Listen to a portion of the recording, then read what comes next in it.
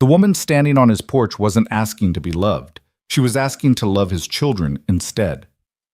Ethan Mercer stared at Lena Brooks, this quiet housekeeper who'd just shattered every assumption he'd had about why she'd stayed. Her voice had cracked when she said it. "I'm not fit for any man, Mr. Mercer, but I can love them, your children, if you'll let me." In the fading light of a Missouri autumn, with two motherless kids inside waiting for dinner, Ethan realized he was hearing something he'd never expected, an offering born not from hope, but from the deepest kind of surrender. Before we go any further, I want you to stay with me until the very end of this story. It's about the families we build from broken pieces, the love that doesn't ask for anything back, and the moment when someone finally believes they might be enough. If this story moves you, hit that like button and drop a comment telling me what city you're watching from. I love seeing how far these stories travel. The screen door needed fixing. Ethan had noticed it 3 months ago, right after Sarah's funeral, when the hinges started to squeal every time someone came in or out. He'd meant to oil them, meant to do a lot of things, but the days had a way of dissolving into exhaustion, and the small repairs that used to anchor his weekends now felt like accusations. He was standing in the kitchen, staring at a sink full of dishes from 2 days ago, when he heard the squeal again. "Mr. Mercer?" The voice was soft, almost apologetic. Lena Brooks stood just inside the doorway, her hands folded in front of her like she was always ready to leave. She'd been coming 3 times a week for the past month, cooking, cleaning, managing the chaos that had consumed his house since Sarah died. She never stayed past 6, never sat down, never asked for anything beyond her paycheck, which he left in an envelope on the counter every Friday. "You can call me Ethan," he said for probably the 10th time at a "Mr. Mercer feels more proper," she replied, her eyes settling somewhere near his shoulder rather than his face. That was Lena. Always a step removed, like she was living life from behind glass. "Dinner's in the oven, meatloaf. I left instructions on the counter for reheating tomorrow's portions." She moved past him to wipe down the already clean counters, her movements efficient and nearly silent. Emma's science project is laid out on the dining table. She said she needs poster board. And Michael's permission slip for the field trip is in his backpack. It needs to be signed by Wednesday. Ethan watched her work, this woman who had appeared in his life at exactly the moment it was falling apart. His sister-in-law had recommended her, a woman from church who needed work and didn't ask questions. In the beginning, he'd barely noticed her. She was just another presence in a house that felt too big and too empty all at once. But lately, he'd started seeing things. The way his daughter's hair was braided now, neat and careful, instead of the tangled ponytail he'd been managing. The way his son's school papers were organized in folders by subject. The way the house smelled like something other than grief. "Lena," he said, and she paused, her hand still on the counter. "You don't have to do all this. It's what you pay me for. I pay you to help around the house, not to—" He gestured vaguely at everything. "Not to remember field trip forms and science projects, not to keep my kids' lives running." She was quiet for a moment, and when she spoke, her voice was even softer than usual. "Children need structure, especially when things feel uncertain." "Yeah, well," Ethan ran a hand through his hair. "I'm working on it." "I know you are." She turned to face him finally, and he caught something in her expression he couldn't quite name. "You're doing better than you think, Mr. Mercer." The words settled in his chest, unexpected and strangely steadying. Before he could respond, footsteps thundered down the stairs. "Dad, Lena!" Emma burst into the kitchen, all 9 years old and barely contained energy. "Can Lena help me with my project, please? She knows about plant cells, and you said you didn't remember anything from biology." "I said I'd figure it out," Ethan corrected, but Emma was already tugging Lena toward the dining room. "Please? Just for a little bit?" Lena glanced at Ethan, something uncertain in her eyes, and he found himself nodding. "If you don't mind staying a bit longer." "I don't mind." He watched them disappear into the dining room, Emma's chatter filling the house in a way it hadn't since Sarah got sick. Michael appeared in the kitchen a moment later, 12 years old, and trying hard to pretend he didn't need anyone. "Is there any food?" he asked, opening the refrigerator and staring inside, like the contents might have changed since breakfast. "Lena made meatloaf. It's in the oven." "Cool." Michael grabbed a juice box instead. Is she staying for dinner? She's helping your sister with homework. Yeah, but is she eating with us? Ethan paused. In all the weeks Lena had been coming, she'd never stayed for a meal, never even sat at their table. I don't know. Why? Michael shrugged, but there was something deliberate in his studied indifference. Just wondered. She's nice, and she actually knows how to make food that doesn't taste like cardboard. My cooking's not that bad. Dad, you made spaghetti last week and forgot to cook the noodles all the way. They were al dente. They were crunchy. Michael grinned, and for a second he looked like the kid he'd been before everything changed. Just saying, it's cool if she stays. He disappeared back upstairs before Ethan could respond, leaving him alone in the kitchen with the hum of the refrigerator and the distant sound of Emma's animated explanation of chloroplasts. When he walked into the dining room 20 minutes later, he found them bent over poster board, Lena's hands guiding Emma's as they sketched out a cell diagram. His daughter was talking non-stop, the way she used to before she learned that some silences couldn't be filled. And then the mitochondria makes the energy, right? That's why it's the powerhouse. Ms. Chen said we have to remember that for the test. Powerhouse of the cell. Can we make it sparkly, like with glitter? Glitter might make it hard to read, Lena said carefully, but we could use colored pencils to make it stand out. Okay, yeah, that's good. Emma paused, studying Lena's face. Did you have to do projects like this when you were in school? A long time ago. Did you like science? I did. I liked anything that had clear answers. Mix this with that. Get this result. It felt safe. Emma nodded, like this made perfect sense. Not like English. Miss Peterson always wants us to write about our feelings, and I never know what to say. Sometimes the hard part isn't having feelings, Lena said quietly. It's finding words that fit them. Emma looked up at her, something shifting in her expression. Do you ever not have words? All the time. What do you do? I keep going anyway, and eventually the words come, or they don't. But either way, you survive it. Ethan stood in the doorway, watching this exchange, and felt something crack open in his chest. This woman who barely spoke, who seemed to live at the edges of everything, was giving his daughter something he hadn't known how to offer, permission to be uncertain, permission to struggle. Looks good, he said, and both of them turned, startled. Dad, look what we made! Emma held up the poster board, her face bright with pride. That's really good, Em. Ms. Chen's going to be impressed. Lena helped a lot. I just guided, Lena said quickly. Emma did all the work. Still, Emma looked between them. Can she stay for dinner, please? We have tons of meatloaf. The question hung in the air, and Ethan watched Lena's face close down, that familiar distance sliding back into place. I should get home, she said, already gathering her things. But you always leave before we eat, Emma protested. Don't you get hungry? I eat at home, sweetheart. But it would be more fun if you ate here. Right, Dad? Ethan met Lena's eyes, saw the panic there, and made a decision. You're welcome to stay. If you want, no pressure. I appreciate the offer, Mr. Mercer, but I really should go. She was out the door before he could say anything else, leaving Emma confused and slightly hurt. Why won't she stay? His daughter asked. I don't know, Em. Maybe she has things to do at home. She's always by herself, though. I heard Mrs. Patterson talking to Mrs. Chen at church. She said Lena doesn't have any family, that she lives all alone in that little house by the creek. Ethan felt something twist in his gut. He realized he knew almost nothing about this woman who'd been holding his family together. Didn't know where she came from, what her life looked like outside these walls.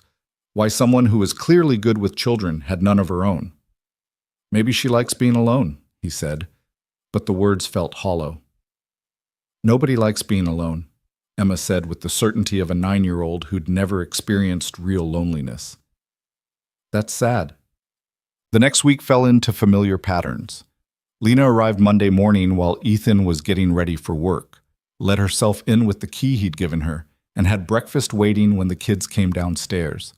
She packed lunches with the kind of care he'd forgotten was possible, sandwiches cut into shapes, notes tucked into napkins, apple slices that didn't turn brown. Wednesday evening, He came home to find her teaching Michael how to properly dice an onion. "You want the pieces uniform," she was saying, her hands moving with practiced precision. "See? Same size means everything cooks evenly."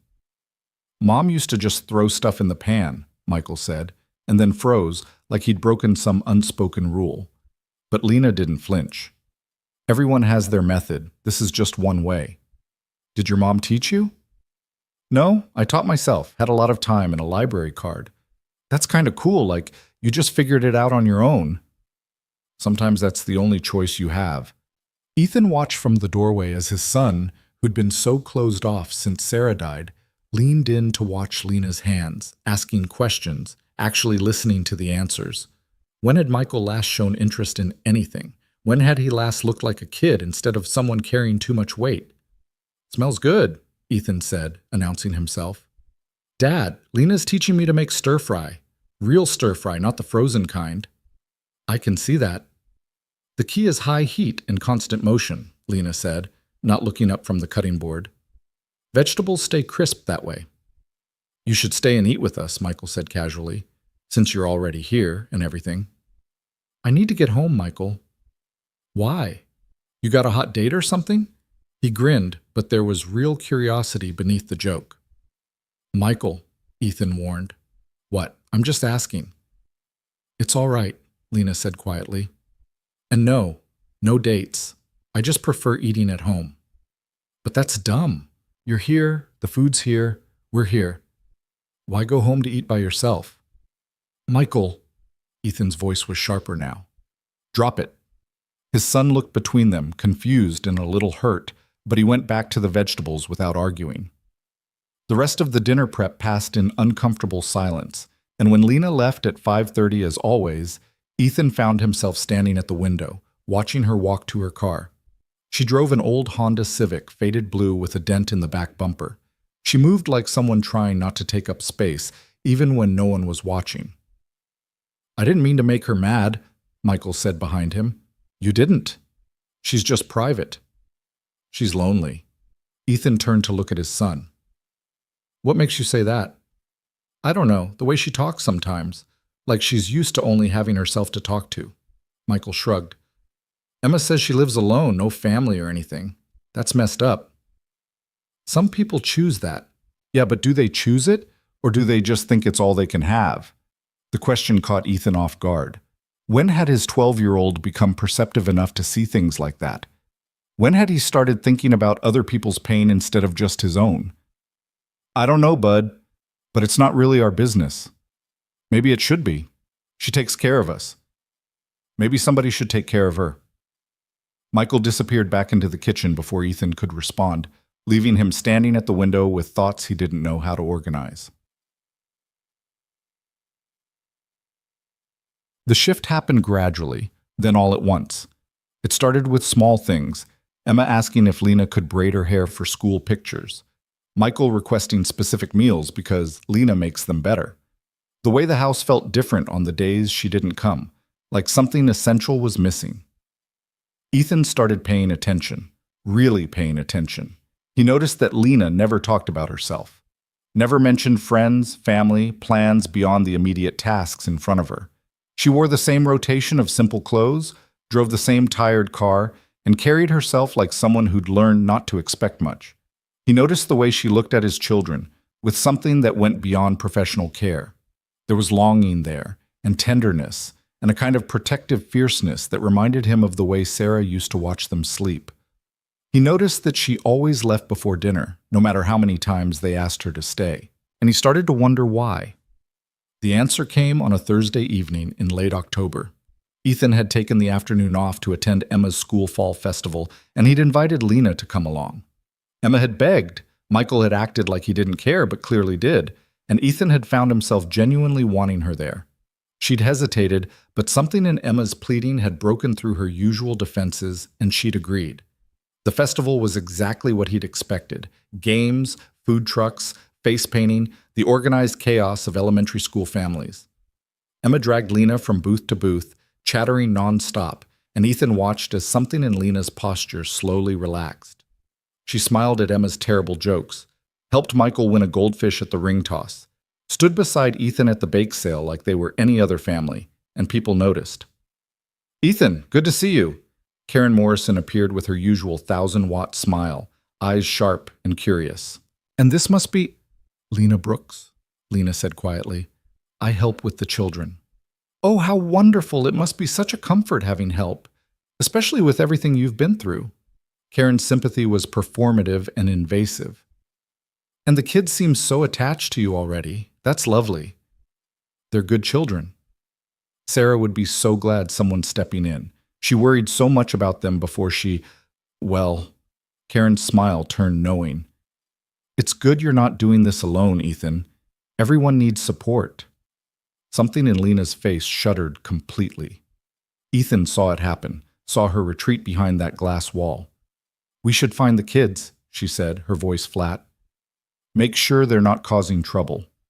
She walked away before he could respond, and Karen watched her go with poorly concealed interest. "She seems nice," Karen said. "A bit odd, maybe, but I suppose that's not a bad thing, given the circumstances." "What's that supposed to mean?" "Oh, nothing. Nothing. Just that it's good you found someone who doesn't have complications. Makes things simpler." Ethan excused himself before he said something he'd regret and went to find Lena. He spotted her standing near the edge of the field, watching Emma and Michael run through the obstacle course. Her arms were wrapped around herself like she was trying to hold something in. "You okay?" he asked. "Fine." "Lena, I should go. This was probably a mistake." "Why?" She finally looked at him, and he saw something raw in her expression. "Because people talk, Mr. Mercer, and they're going to talk about this, about us being here together, about what it looks like. Let them talk." "You don't understand. I can't be—" She stopped, struggling with words. "This isn't appropriate." "You coming to my daughter's school festival isn't appropriate?" "Me pretending to be something I'm not. Standing there like I'm part of your family when I'm just someone you hired to clean your house. You're a lot more than that, and you know it." "I'm not." Her voice cracked. "I'm not anything. And the sooner everyone understands that, the better." She left then, walking quickly to her car while Ethan stood frozen, trying to understand what had just happened. Emma appeared beside him, face painted like a butterfly, confusion written all over her. "Where's Lena going?" "She had to leave, sweetheart." "But why? Did we do something wrong?" No, you didn't do anything wrong." "Then why did she look sad?" Ethan didn't have an answer for that. He just pulled his daughter close and watched Lena's car disappear down the road, carrying with it questions he was just starting to know how to ask. She didn't come back the next day, or the day after that. By Monday, Ethan was worried. He'd called twice and left messages, both carefully casual, asking if everything was all right. She hadn't responded. The house felt wrong without her. Breakfast was cereal and chaos. Lunches were forgotten. Emma's hair went back to tangled ponytails, and Michael's homework disappeared into the black hole of his backpack. "Where's Lena?" Emma asked for the third time that week. "I don't know, honey." "Is she sick?" "Maybe. I'm not sure." "Can we go check on her?" "I don't know where she lives." But that was a lie.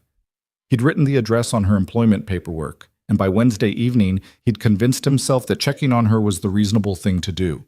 She could be sick. She could need help. She could be... He didn't let himself finish that thought. The house was small and neat, tucked back from the road near the creek, exactly like Emma had described. Her car was in the driveway, so she was home. Ethan sat in his truck for a full minute, trying to figure out what he was going to say, before finally forcing himself to knock on the door. Lena answered after a long moment, and he could see immediately that she'd been crying. "Mr. Mercer, what are you doing here?" "You didn't come to work. I wanted to make sure you were okay." "I'm fine. I was going to call. I've been unwell." She was lying. He could see it in every line of her body. "Lena, what happened?" "Nothing happened. I just think it's better if I stop coming. I can recommend someone else to help with the children. Mrs. Patterson knows several women who... I don't want someone else. The kids don't want someone else." "What the kids want isn't relevant. I'm not..." She stopped, her composure cracking. "I can't do this." "Can't do what?" "This." She gestured helplessly between them. "Pretend I'm something I'm not." that I belong in your life, in your home. People are already talking, already assuming, and they're wrong. I can't let them think, I can't let your children think. Think what? That I could ever be anything more than hired help. The words hung between them, sharp and painful, and Ethan felt something click into place. All the pieces he'd been trying to understand suddenly made sense. The distance she kept, the way she never stayed for meals, the panic in her eyes when people at the festival had looked at them like a family. Is this about Karen Morrison? About what people might say? It's about reality, Mr. Mercer. About not giving your children false hope or letting them get attached to someone who can never be what they need. And what do they need? A mother, a complete family, someone who can give them everything. Her voice broke. I'm not that person. I can never be that person. Why not? The question seemed to knock something loose in her, and before he could brace himself, the truth came pouring out. Because I'm broken. Because I was married once, and he left me when he found out I couldn't have children. Because I spent 3 years trying everything, every doctor, every treatment, every prayer, and nothing worked. Because I'm 34 years old and I live alone and I clean houses for a living, and I will never ever be enough for any man who wants a real family. She was crying now, words tumbling out like they'd been locked up too long. So I can take care of your children, Mr. Mercer. I can cook their meals and braid their hair and help with homework. But I cannot stand there and pretend I could ever be more than that. I cannot let them love me when I have nothing to give back except this broken, useless version of love that isn't enough for anyone. Ethan stood on her porch, watching this woman shatter in front of him, and felt everything shift. Lena, I'm sorry, I shouldn't have. I need you to leave. Please. She started to close the door, but he caught it, held it open. Wait, just wait. He took a breath, trying to find the right words. You think you can't be enough because you can't have children. I know I can't. But my children are already here. She stared at him, not understanding. They're here, Lena. Emma and Michael. They exist. They need someone who will show up and braid hair and remember permission slips and teach them how to dice onions. They need someone who sees them, who makes them feel safe, who gives a damn about whether their science projects have glitter or colored pencils. That's not the same as what? As being their biological mother? You're right. It's not. But Sarah's gone. And I'm doing my best, but I'm one person, and I'm drowning. And then you showed up, and suddenly my kids were eating real food and doing their homework and smiling again. You did that, not because you can have children, but because you chose to love the ones already in front of you. I'm just the housekeeper. You're the person my daughter asks for when she's scared. You're the person my son actually talks to about things that matter. You're the person who's been holding this family together while I figured out how to breathe again. He stepped closer. So no. You can't give me more children, but I already have children, Lena, and they need you, not some perfect woman who doesn't exist. You. She was crying harder now, shaking her head like she couldn't let herself believe him. I can only love them, she whispered. Your children. That's all I have to offer, not you.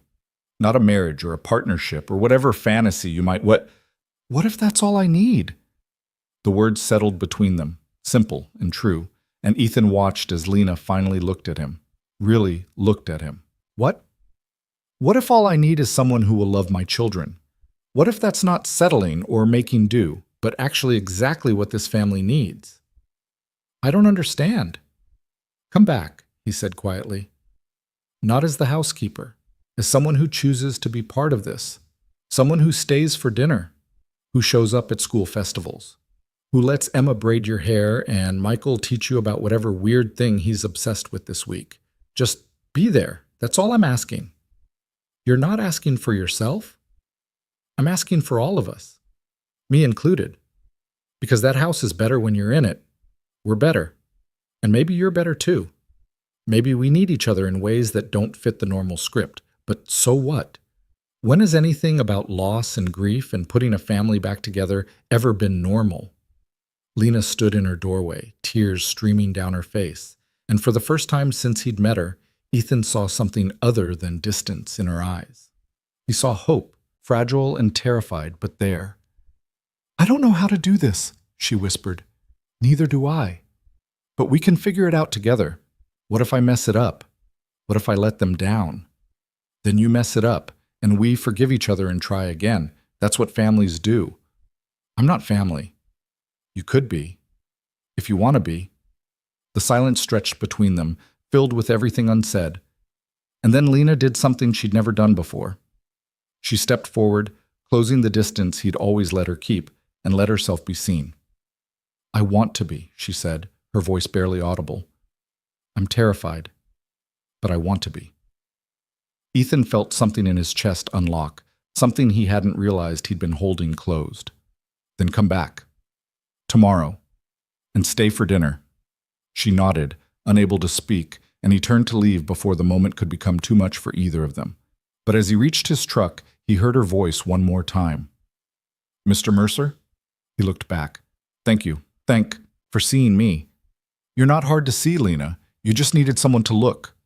He drove home through the autumn dark, past fields and farms and the quiet landscape of rural Missouri, and felt like something essential had just shifted back into place. Not perfect, not healed, but moving in the right direction. When he walked into his house, both kids looked up from the couch where they'd been half watching TV. Where were you? Emma asked. Checking on Lena. Is she okay? She will be, and she's coming back tomorrow. To work? To be with us, to stay. Michael studied his face. What does that mean? It means she's going to be around more, as much as she wants to be, and we're going to make sure she knows she belongs here. Like family? Emma's voice was small and hopeful. Yeah, Em, like family. His daughter smiled, the first real smile he'd seen in weeks, and settled back against the couch cushions like something in her world had just been set right. Ethan stood in his living room, looking at his children, and thought about the woman who'd offered them the only thing she believed she had left, her love, fragmented and incomplete and certain it would never be enough. He was going to spend as long as it took showing her she was wrong. Lena arrived the next morning at 7:30, same as always, but everything felt different. She stood on the porch for a full minute before using her key, her hand trembling slightly as she turned the lock. The smell of burnt toast greeted her, along with the sound of Ethan's frustrated muttering from the kitchen. Dad, it's smoking again, Michael called from somewhere upstairs. I know it's smoking. I'm handling it. You're burning it. Thank you, Michael. Very helpful.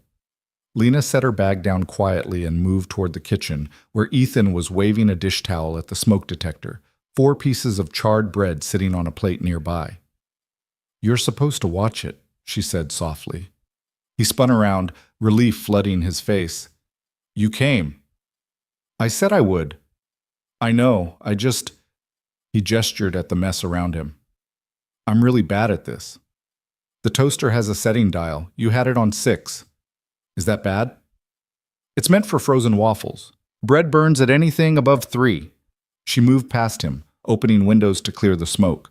Where are the children? Getting ready for school. Emma can't find her library book, and Michael swears he did his math homework but can't locate it. The book is probably under Emma's bed.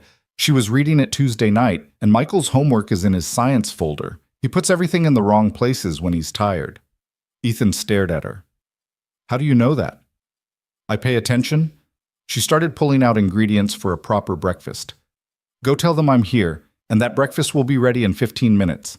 He hesitated, like he wanted to say something, then simply nodded and headed for the stairs. Lena heard his voice calling up, heard Emma's immediate squeal of excitement, heard Michael's quieter, "Oh, cool." Then footsteps pounding down the stairs, and suddenly Emma was in the kitchen, launching herself at Lena with enough force to nearly knock her over. You're back. Dad said you were coming, but I wasn't sure, and I missed you so much, and can you help me find my library book because I looked everywhere, and...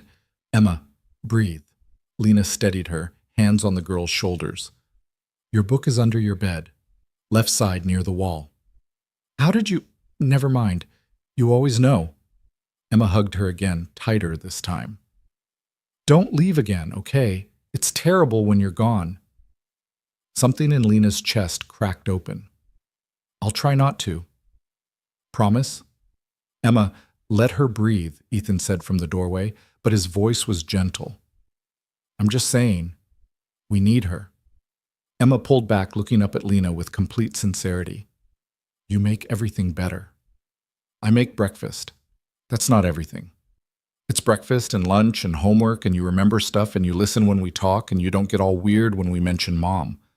Emma said it matter-of-factly, like these were simply observable truths. Dad tries, but he gets sad. You just listen. Lena glanced at Ethan, who was looking at his daughter with an expression she couldn't quite read. Your mother was important, Lena said carefully.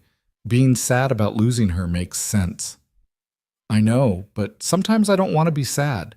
Sometimes I just want to remember the good stuff. And you let me do that without making it heavy. Go find your book, Ethan said quietly, before you miss the bus. Emma ran off, and Michael appeared in her place, moving with the studied casualness of a 12-year-old trying not to show he cared. Hey, he said. Good morning, Michael. So you're back. I'm back. Cool. He grabbed a juice box from the refrigerator. For the record, Dad's breakfast this week was tragic, like genuinely bad. I'm standing right here, Ethan protested. I'm just being honest. You asked me to be honest about my feelings. Michael grinned. My feeling is that your cooking needs supervision. Get your homework and get ready for school. Already done. It's in my science folder. Ethan blinked. How did you... Lena told me to start doing that. Keeps everything organized. Michael looked at Lena. You staying for dinner tonight? The question hung in the air, heavier than it should have been. Lena felt both of them watching her, waiting. If you want me to, she said finally. Yeah, we want you to. Michael said it simply, like it was obvious, then headed back upstairs. Ethan moved to stand beside her at the counter, close enough that she could feel the warmth of him, but not touching. You okay? He asked. Nervous? Me too. You don't have to be nervous. This is your house, your family. And you're choosing to be part of it. That makes me nervous. Good nervous, but still. He paused. Thank you. For coming back. You asked me to. You could have said no. Lena focused on cracking eggs into a bowl, whisking them smooth. I've spent a long time saying no to things. To people. It gets exhausting after a while. So this is what? You being less exhausted? This is me being terrified but doing it anyway. That's brave. It's desperate. She poured the eggs into a heated pan. There's a difference. I don't think there is. Not really. Ethan reached past her for plates, his arm brushing hers. Scrambled or fried? Scrambled. And you should let me handle this. You'll overcook them. I'm not that bad. She just looked at him, and he laughed, backing away with his hands up. Fine, you're in charge of eggs. I'll handle toast. On setting 3. 2.5. Your bread is thin. They worked in comfortable silence, falling into a rhythm that felt both new and familiar.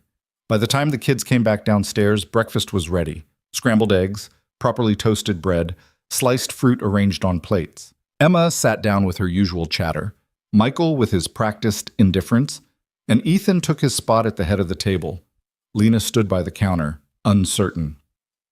There's a seat, Ethan said, nodding to the chair beside Emma.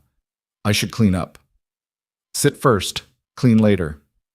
Mr. Mercer, Ethan, and sit, please.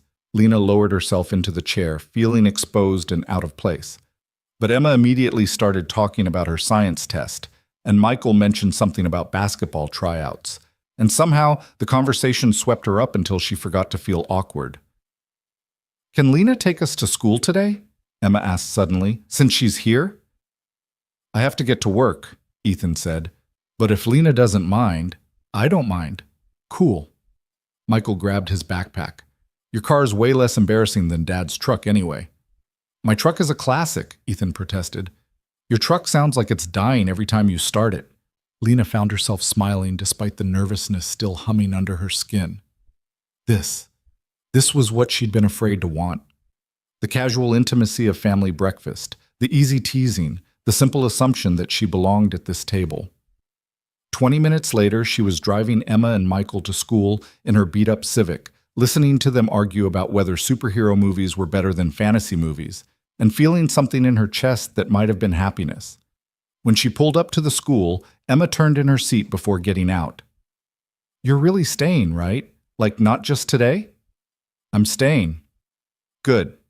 Emma hugged her awkwardly over the console. Love you. She was out of the car before Lena could respond, leaving her frozen with those two words echoing in her head. Michael paused before following his sister. She doesn't say that to just anybody, he said quietly. So don't freak out or whatever, but she means it. Michael, I know it's weird, the whole thing is weird, but Dad's right, you make stuff better, so just keep doing that, okay? He closed the door before she could answer, and Lena sat in the school parking lot, watching them disappear into the building, trying to process what had just happened. Emma loved her. A 9-year-old girl who'd lost her mother less than a year ago loved her. And instead of feeling triumphant or validated, Lena felt absolutely terrified. Because love meant responsibility. Love meant showing up every day, being consistent, not disappearing when things got hard. Love meant she could hurt this child just by being herself. Broken, inadequate, fundamentally not enough. Her phone buzzed. A text from Ethan. Kids get to school okay? Yes. Good. Thank you for taking them. She stared at the screen, trying to figure out how to say what she was feeling, then settled for honesty. Emma told me she loves me. The response came quickly. She does. I don't know what to do with that. Love her back. That's all you have to do. What if I do it wrong? Then you do it wrong and you try again. Lena, there's no perfect way to do this. You just show up and do your best. That's all any of us can do. She read his words 3 times, then typed back, I'm scared. I know, me too. Come back to the house when you're ready. Or don't. Either way, we'll figure it out. Lena sat in her car for another 10 minutes, watching parents drop off their children, watching teachers guide students inside, watching the ordinary miracle of people showing up for each other day after day. Then she drove back to the Mercer house, let herself in, and started doing what she knew how to do. She cleaned, she organized, she prepared dinner components that could be assembled later. She folded laundry and changed sheets and scrubbed the bathroom until it gleamed. And with every task, she felt herself settling, the familiar rhythm soothing the panic that had been building since Emma's casual declaration of love. By the time 3:30 rolled around, she had the house in order and chicken marinating for dinner. She was debating whether to leave or stay when she heard the front door open. Lena? Emma's voice called. Are you here? Kitchen. Emma appeared, dropping her backpack with a thud. Guess what? I got a 95 on my science test. Ms. Chen said my plant cell poster was the best in class. That's wonderful. It's because you helped me. I told Ms. Chen that and she said you must be a good teacher. Emma climbed onto a kitchen stool. Are you staying for dinner? Please say yes. Dad's making a special spaghetti, and by special I mean he'll probably mess it up without supervision. I heard that, Ethan called from the hallway. You were supposed to, Emma yelled back, grinning. Michael came in next, tossing his backpack in the general direction of the stairs. I made the basketball team. Coach said I've got good instincts. Congratulations, Lena said, meaning it. Thanks. So are you actually moving in or what? Michael, Ethan said, appearing in the doorway. Subtle as ever. What? I'm just asking what we're all thinking. Lena felt 3 pairs of eyes on her, waiting for an answer she didn't have. I'm not moving in, she said carefully, but I'm here. More than before. How much more? Emma asked. As much as your father thinks is appropriate. I think you should be here all the time, Emma said immediately. That's not realistic, Em, Ethan said, but his voice was gentle. Lena has her own life, her own home. But she's always alone there. She said so. And we're alone when she's not here. So why can't we just be not alone together? The logic was childlike and irrefutable, and Lena found herself looking at Ethan, uncertain. How about we start with dinner, he said diplomatically, and go from there. Fine, but I'm making a schedule. Emma pulled out a notebook. Lena's here for breakfast, takes us to school, comes back to help with homework, stays for dinner. See? Easy. Emma, Lena might have other things she needs to do. Like what? It was a fair question, and Lena realized with a jolt that she didn't have an answer. What did she do when she wasn't here? She went home to her empty house. She read library books. She ate dinner alone. She went to bed early because there was nothing else to do. I don't have other obligations, she admitted quietly. See? Emma looked triumphant. so she can be here. It's not about can, it's about want, Ethan said, looking at Lena. What do you want? The question was simple and impossible. What did she want? She wanted to belong. She wanted to matter. She wanted to wake up with purpose and go to bed feeling like she'd made a difference. She wanted these children to keep looking at her like she was important, and this man to keep making space for her at his table. But wanting felt dangerous. Wanting led to disappointment and loss and the eventual realization that she'd been fooling herself all along. I want to help, she said finally. However I can. That's not what I asked. It's all I can answer right now. Ethan studied her for a long moment, then nodded. Okay, then help with dinner. Kids, homework first. They scattered, leaving Ethan and Lena alone in the kitchen. He pulled out a pot for pasta water, and she started chopping garlic, and they worked in silence until he finally spoke. You don't have to be afraid of wanting things. Yes, I do. Why? Because wanting things means admitting I don't have them. And admitting I don't have them means acknowledging how empty everything is. She kept her eyes on the cutting board. It's easier to not want. That's not living, that's just surviving. So surviving is what I'm good at. You're good at more than that. He moved closer, his voice low. You're good with my kids. You're good at making this house feel like a home again. You're good at showing up even when you're terrified. That's not just surviving, Lena. That's living. It doesn't feel like living. What does it feel like? She paused, trying to find words. Like waiting for someone to realize I don't belong here and ask me to leave. What if nobody asks? What if you get to stay as long as you want? Then I'll spend every day wondering when it's going to end. Or, Ethan said quietly, you could spend every day being grateful it hasn't. The words settled between them, and Lena felt something shift. Not resolved, but acknowledged. The fear wasn't going away, but maybe she could carry it and still move forward. Dinner was chaotic and wonderful. Emma talked nonstop about her test and her friends, and a boy named Marcus who apparently ate glue. Michael described basketball tryouts in excruciating detail, complete with demonstrations of his defensive stance. Ethan told a story about a client at work who'd tried to pay him in vegetables, and Lena sat at the table, contributing occasionally, mostly just listening, and felt the strange sensation of being woven into something larger than herself. After dinner, Emma asked her to help with math homework, and Michael requested assistance with his book report. By the time 8 o'clock arrived, Lena had been in the Mercer house for 12 hours straight, and it felt both exhausting and natural. I should go, she said, gathering her things. Same time tomorrow? Ethan asked. If you want. We want, Emma said immediately. Right, Michael? Yeah, obviously. Lena looked at them, this family that wasn't hers but somehow was, and felt the walls she'd built around herself start to crack.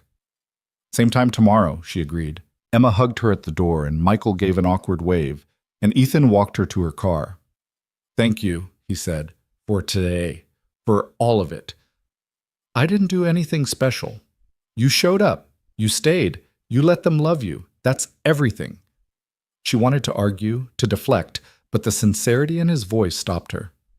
I'll see you tomorrow, she said instead. Yeah, you will. She drove home through the dark, past familiar roads and empty fields, and for the first time in years, her house didn't feel like a refuge. It felt like a place she was leaving behind. The next 3 weeks fell into a pattern. Lena arrived before breakfast, took the kids to school, came back to manage the house, picked them up in the afternoon, helped with homework, and stayed for dinner. She never spent the night, but she was there for every moment in between. The kids absorbed her into their routines without question. Emma started calling her just Lena instead of Miss Brooks, assuming an intimacy that Lena hadn't granted but couldn't deny. Michael asked her opinion on everything from basketball strategy to whether his crush on a girl named Sophia was obvious. And Ethan watched her with an expression she couldn't quite read. Not romantic exactly, but not purely platonic either. Something in between. Something that recognized they were building something together without requiring labels or definitions. One evening, after the kids had gone to bed, they sat together on the porch while Lena waited for her tea to cool. This is working, Ethan said. What we're doing, it's good for them. It seems to be. It's good for me too. She glanced at him. How so? I don't feel like I'm drowning anymore. Like every day is just about getting through until bedtime. You've given me space to breathe, to be their father instead of just their crisis manager. You were managing fine. I was managing fine is generous. He paused.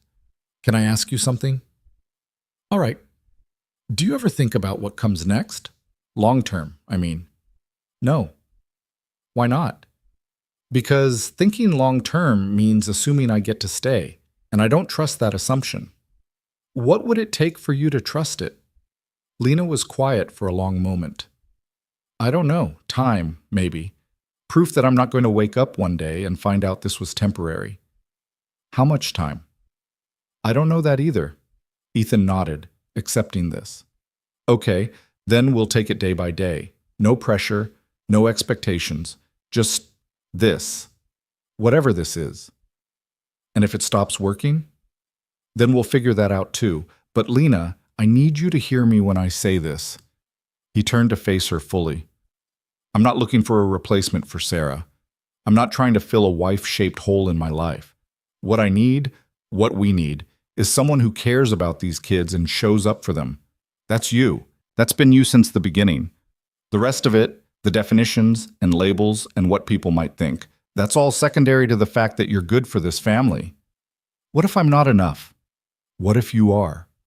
The question hung in the cool autumn air, and Lena felt something inside her begin to thaw.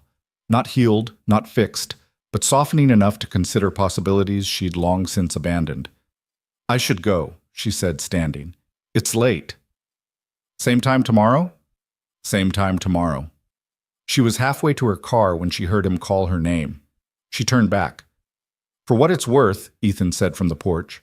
Emma's right. You do make everything better. Lena didn't trust herself to respond, so she just nodded and drove away before the tears that had been building all evening could finally fall. By Thanksgiving, Lena had been part of the daily routine for 6 weeks. The kids had stopped asking if she was staying and started assuming she would be there. Emma had taken to saving her stories for Lena specifically, and Michael asked her to attend his first basketball game of the season.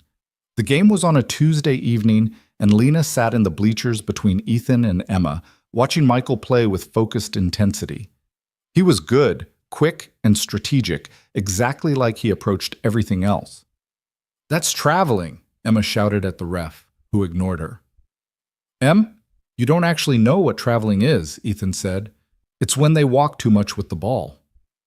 That's actually pretty close. Michael scored twice in the first quarter, and Emma screamed loud enough that several people turned to look. Lena found herself clapping and cheering without thinking about it, caught up in the moment. When Michael looked up into the stands and spotted them, his whole face changed. He smiled, really smiled, and gave a small wave before running back on defense. He's happy we're here, Emma observed. All of us. Yeah, he is, Ethan agreed, and Lena felt his hand brush against hers on the bleacher seat. Whether accidentally or intentionally, she wasn't sure. After the game, Michael jogged over, sweaty and grinning. Did you see that three-pointer in the fourth quarter? We saw everything, Emma said. You were amazing, even though your team lost. We lost by 2 points. That's barely losing. That's still losing, Emma said cheerfully. You're the worst. I'm the best. Lena, tell him he played good even though they lost. You played well, Lena said. You have good court awareness. See? Michael looked vindicated. Lena knows basketball. I know basic sports principles, Lena corrected, which is more than Dad knows. He thought a rebound was when the ball hits you in the face. That was one time, Ethan protested.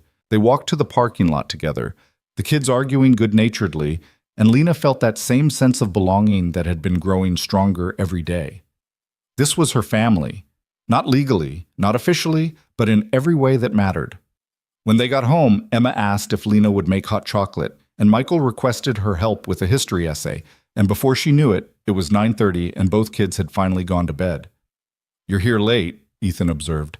I didn't notice the time. Stay a little longer? I opened a bottle of wine earlier. Seems wasteful to drink alone. Lena hesitated, then nodded. They settled in the living room and Ethan poured 2 glasses of red wine, handing her one. To Michael's almost win, he said. To his actual good playing regardless of the outcome, she countered.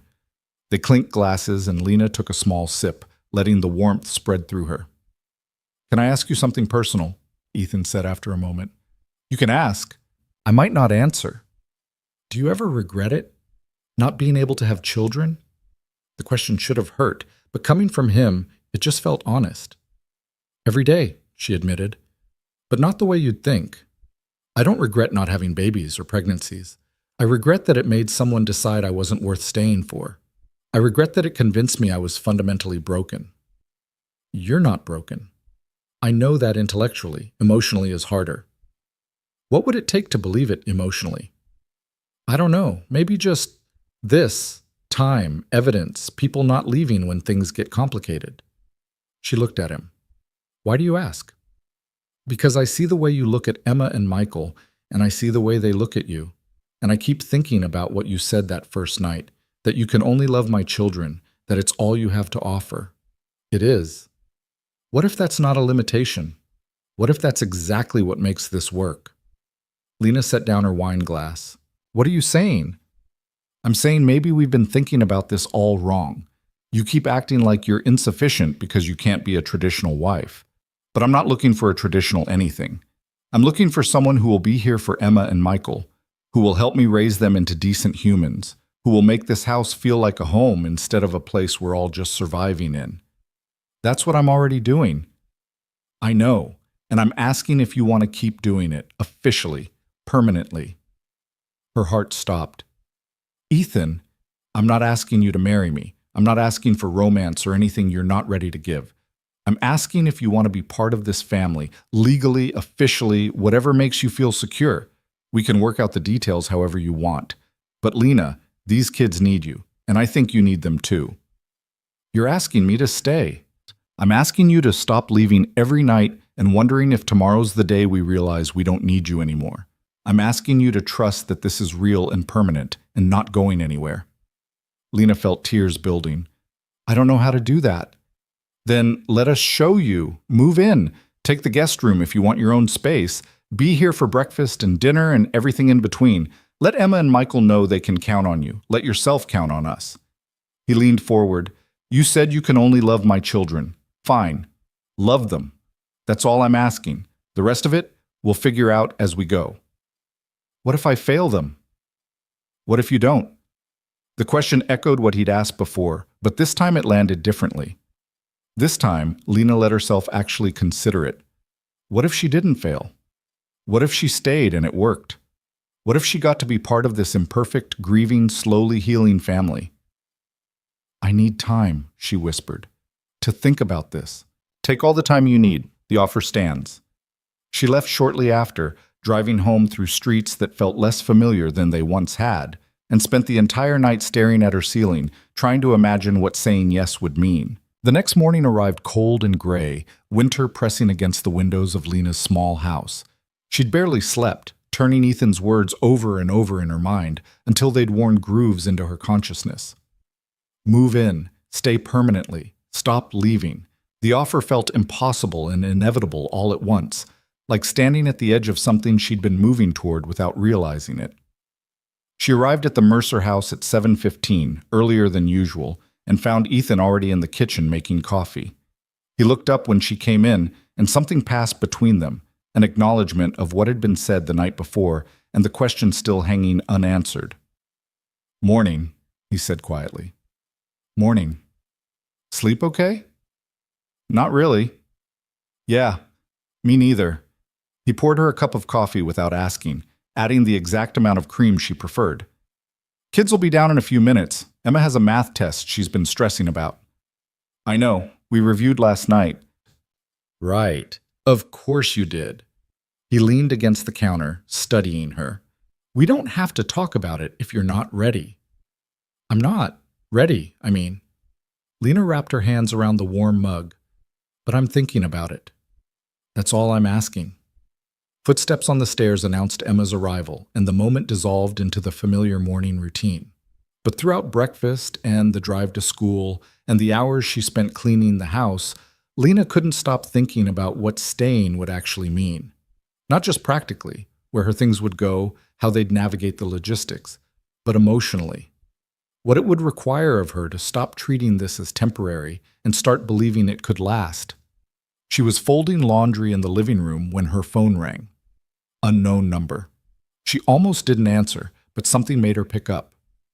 "Is this Lena Brooks?" A woman's voice, professional and clipped. "Yes?" "This is Margaret Chen from Riverside Elementary. I'm calling about Emma Mercer." Lena's stomach dropped. "Is she all right?" "She's fine physically, but she's quite upset and asking for you specifically. There was an incident with another student, and she's refusing to talk to anyone but you. Would you be able to come to the school?" "I'll be there in 10 minutes." She grabbed her keys and drove too fast, her mind racing through possibilities. Emma upset. Emma asking for her, not her father. Emma needing her in a way that felt both terrifying and significant. The school receptionist directed her to the counselor's office, where she found Emma sitting in a chair with her arms wrapped around herself, tear tracks on her face. The moment Emma saw her, she launched herself across the room. "You came!" she sobbed into Lena's shoulder. "Of course I came. What happened?" "There was a disagreement during lunch," Mrs. Chen explained, a kind-faced woman in her 50s. Another student made some unkind comments about Emma's family situation, and Emma became very emotional. We tried to calm her down, but she insisted we call you. "What comments?" Lena's voice was sharper than she intended. "Some insensitive remarks about her mother being gone. Children can be cruel without understanding the impact of their words." Emma pulled back enough to look at Lena. "Madison said I was weird for not having a mom.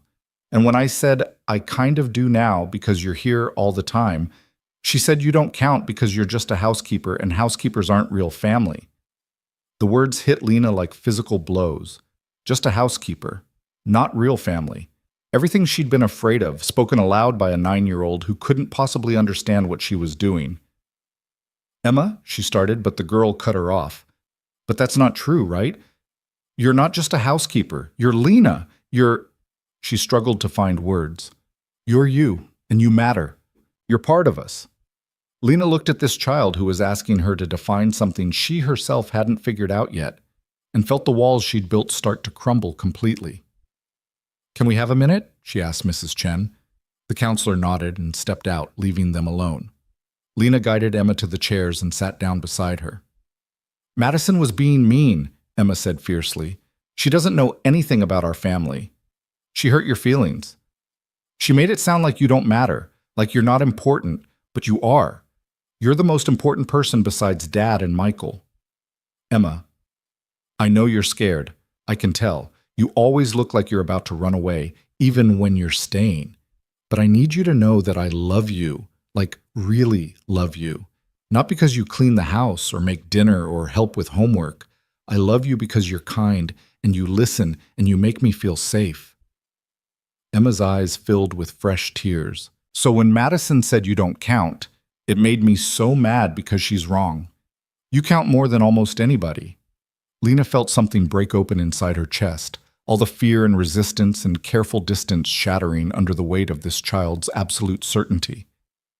"I love you too," she whispered, and saying it out loud felt like stepping off a cliff. "I was just afraid to say it." "Why?" "Because loving people means they can hurt you, and I've been hurt before." "I won't hurt you, I promise." "You can't promise that, sweetheart. Nobody can.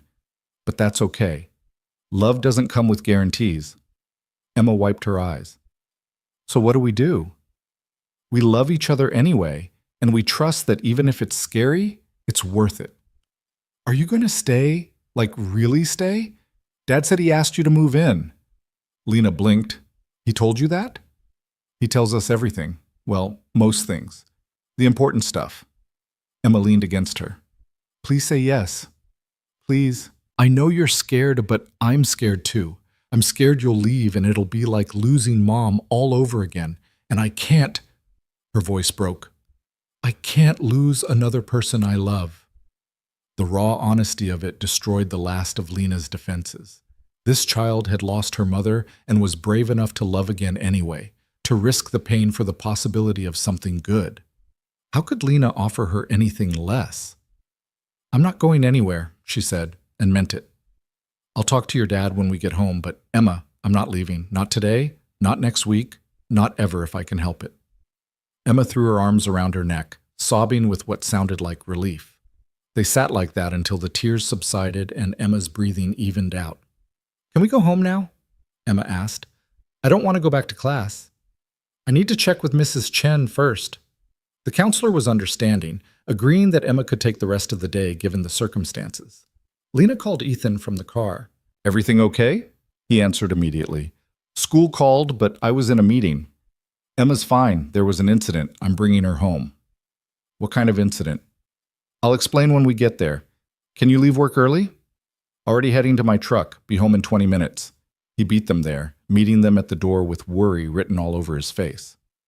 Emma went straight to him and he scooped her up despite her being almost too big for it. You okay, Em? Yeah, Lena came and got me. I heard. You want to tell me what happened? A girl said mean things about our family, about Lena not being real family because she's just the housekeeper. Emma pulled back to look at him. But I told her she was wrong. Lena is family. Right, Dad? Ethan's eyes met Lena's over his daughter's head. Right. Lena is absolutely family. And she's going to stay. She told me. She's not leaving. Did she now? There was something careful in his voice, hopeful but guarded. I did, Lena confirmed quietly. If the offer still stands, it stands. Then yes, I'll stay. Emma let out a whoop of joy and launched herself at Lena, nearly knocking her over. Michael appeared at the top of the stairs, summoned by the noise. What's happening?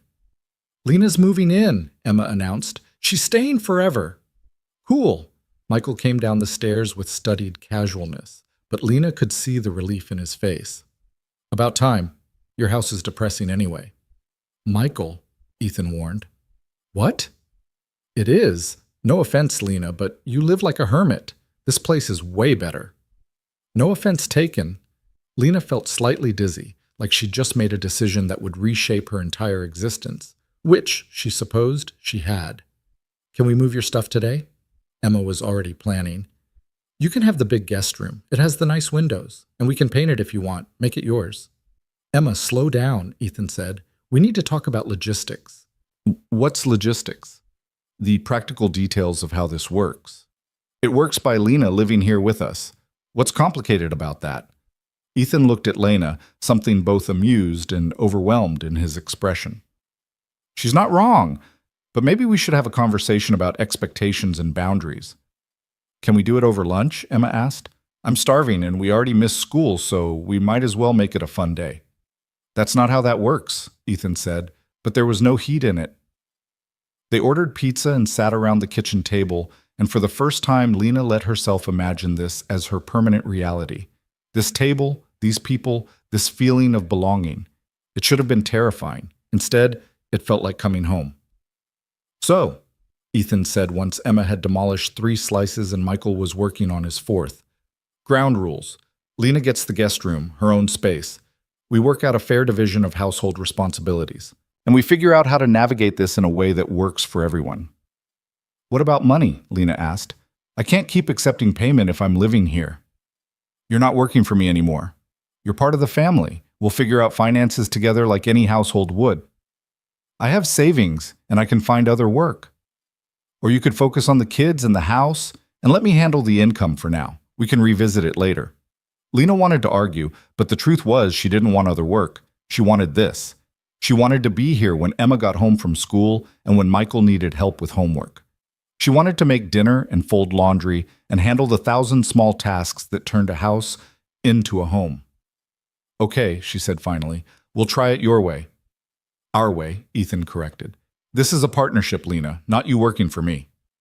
Over the next 3 days, they moved Lena's belongings from her small rental house to the guest room in the Mercer home. She didn't have much. Clothes, books, a few pieces of furniture that Ethan insisted on moving despite her protests that they weren't worth the trouble. Emma supervised everything with the intensity of a general commanding troops, declaring which items should go where and vetoing any suggestion that Lena keep things in boxes. You're not a guest, she insisted. Guests live out of suitcases. Family gets drawers. So Lena's clothes went into drawers, her books onto shelves, her few personal items scattered throughout the room until it started to look lived in rather than temporary. She kept waiting for the panic to set in, for the voice in her head that said she was making a terrible mistake. But it never came. Instead, she felt something that might have been peace. The first week of living there was an adjustment.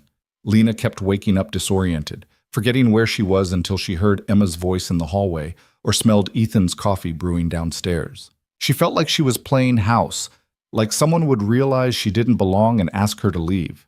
But nobody did. Emma dragged her to school events and introduced her to teachers and friends without hesitation. Michael asked her to attend his basketball games and actually listened when she offered advice. And Ethan treated her like an equal partner in running the household, asking her opinion on everything from grocery shopping to discipline strategies. 2 weeks in, they had their first real conflict. Michael had been caught skipping class to hang out with friends behind the gym, and the school had called Ethan at work. He'd come home furious, ready to ground Michael for a month, but Lena had quietly suggested they find out why first. "Does it matter why?" Ethan had asked, frustration sharp in his voice. "He skipped class. That's not acceptable." "Agreed, but punishment without understanding won't fix the problem." "So what? We just let him get away with it?" "No. We talk to him, figure out what's going on, and then decide on consequences that actually address the issue." Ethan had stared at her like she'd spoken a foreign language, then slowly nodded. They'd sat down with Michael together, and after 20 minutes of defensive posturing, the truth had emerged. He was struggling in English, falling behind, too embarrassed to ask for help. Skipping seemed easier than admitting he didn't understand. They'd found him a tutor and instituted a temporary grounding, but the real breakthrough had been Michael admitting he was scared of failing, scared of disappointing his dad, scared of proving he couldn't handle things without his mom. After he'd gone to bed, Ethan had pulled Lena aside. "Thank you for seeing what I couldn't. You would have figured it out eventually." "Maybe, but you got there faster. You're good at this, at seeing what they need instead of just reacting to what they do. I just know what it feels like to be scared and not have the words for it." He'd studied her for a long moment. "You're more than I expected. More than I knew to hope for. I'm just doing what needs doing." "No, you're doing what love looks like. There's a difference." The words had settled into her bones, reshaping something fundamental about how she saw herself. By the end of November, Lena had stopped thinking of the guest room as temporary and started thinking of it as hers. She'd rearranged the furniture, added curtains she'd found at a thrift store, created a space that felt personal rather than provisional. Emma had taken to knocking on her door in the mornings, climbing into bed with her to talk about dreams or worries or nothing at all. And Michael, in his own way, had started treating her like a permanent fixture. He asked her about his crush on Sophia and whether his haircut looked stupid and if she thought he should try out for the travel basketball team. Questions that weren't just practical but personal, that assumed she'd be around to see the outcomes. Thanksgiving arrived with a mix of anticipation and grief. It was the first major holiday since Sarah's death, and the absence hung heavy over the house despite everyone's attempts to pretend otherwise. Ethan had offered to cook, but Lena had quietly taken over, preparing a meal that was traditional enough to honor the past, but different enough not to trigger painful comparisons. Ethan's sister Jessica came with her husband and 2 kids, and Lena braced herself for questions or judgment about her presence. But Jessica had simply hugged her at the door and said, "Thank God someone's taking care of them. Ethan burns water." Dinner was loud and chaotic, the kids' table overflowing with laughter while the adults navigated the bittersweet territory of gratitude tinged with loss. When it came time to say what they were thankful for, Emma spoke first. "I'm thankful for Lena, because she came when we really needed her, and she stayed even though she was scared." Michael had added, "Yeah, and she makes way better food than Dad." Jessica had said, "I'm thankful my brother finally accepted help instead of trying to do everything alone." And Ethan, his voice thick with emotion, had said, "I'm thankful for second chances, for the people who show up when you need them most, for family in all its forms." When his eyes met Lena's across the table, she'd felt something shift into place. This was real. This was hers. This was family, messy and imperfect, and more than she'd ever thought she deserved. After everyone left and the kids were in bed, Lena and Ethan cleaned up together in comfortable silence. He washed while she dried, falling into a rhythm they'd developed over weeks of shared tasks. "Jessica really likes you," he said eventually. "She's kind. She told me I was an idiot if I didn't figure out a way to make this permanent." Her exact words were, "That woman loves your children like they're her own. Don't screw this up." "I do love them." "I know, they love you too," in case that wasn't obvious from Emma's very public declaration. Lena smiled despite herself. It was fairly obvious. "Can I ask you something?" Ethan dried his hands, turning to face her. "Are you happy here? Really happy? Not just okay or managing?" The question surprised her with its directness. She thought about it carefully, wanting to give him truth instead of platitudes. "I didn't know I could be this happy. I spent so long thinking I didn't deserve it that I'd stopped looking for it. But yes, I'm happy. Sometimes that scares me more than being sad ever did." "Why?" "Because happy means I have something to lose. And that's terrifying." "Yes." "But you're staying anyway." "I'm staying anyway." He moved closer, and for a moment Lena thought he might kiss her. But instead he just rested his forehead against hers, a gesture of intimacy that felt more profound than romance. "Thank you," he whispered, "for being brave enough to stay." December brought the first real snow and the creeping approach of Christmas. Emma wanted to decorate the entire house, and Michael pretended to be too cool for it, but kept sneaking ornaments onto the tree when he thought no one was looking.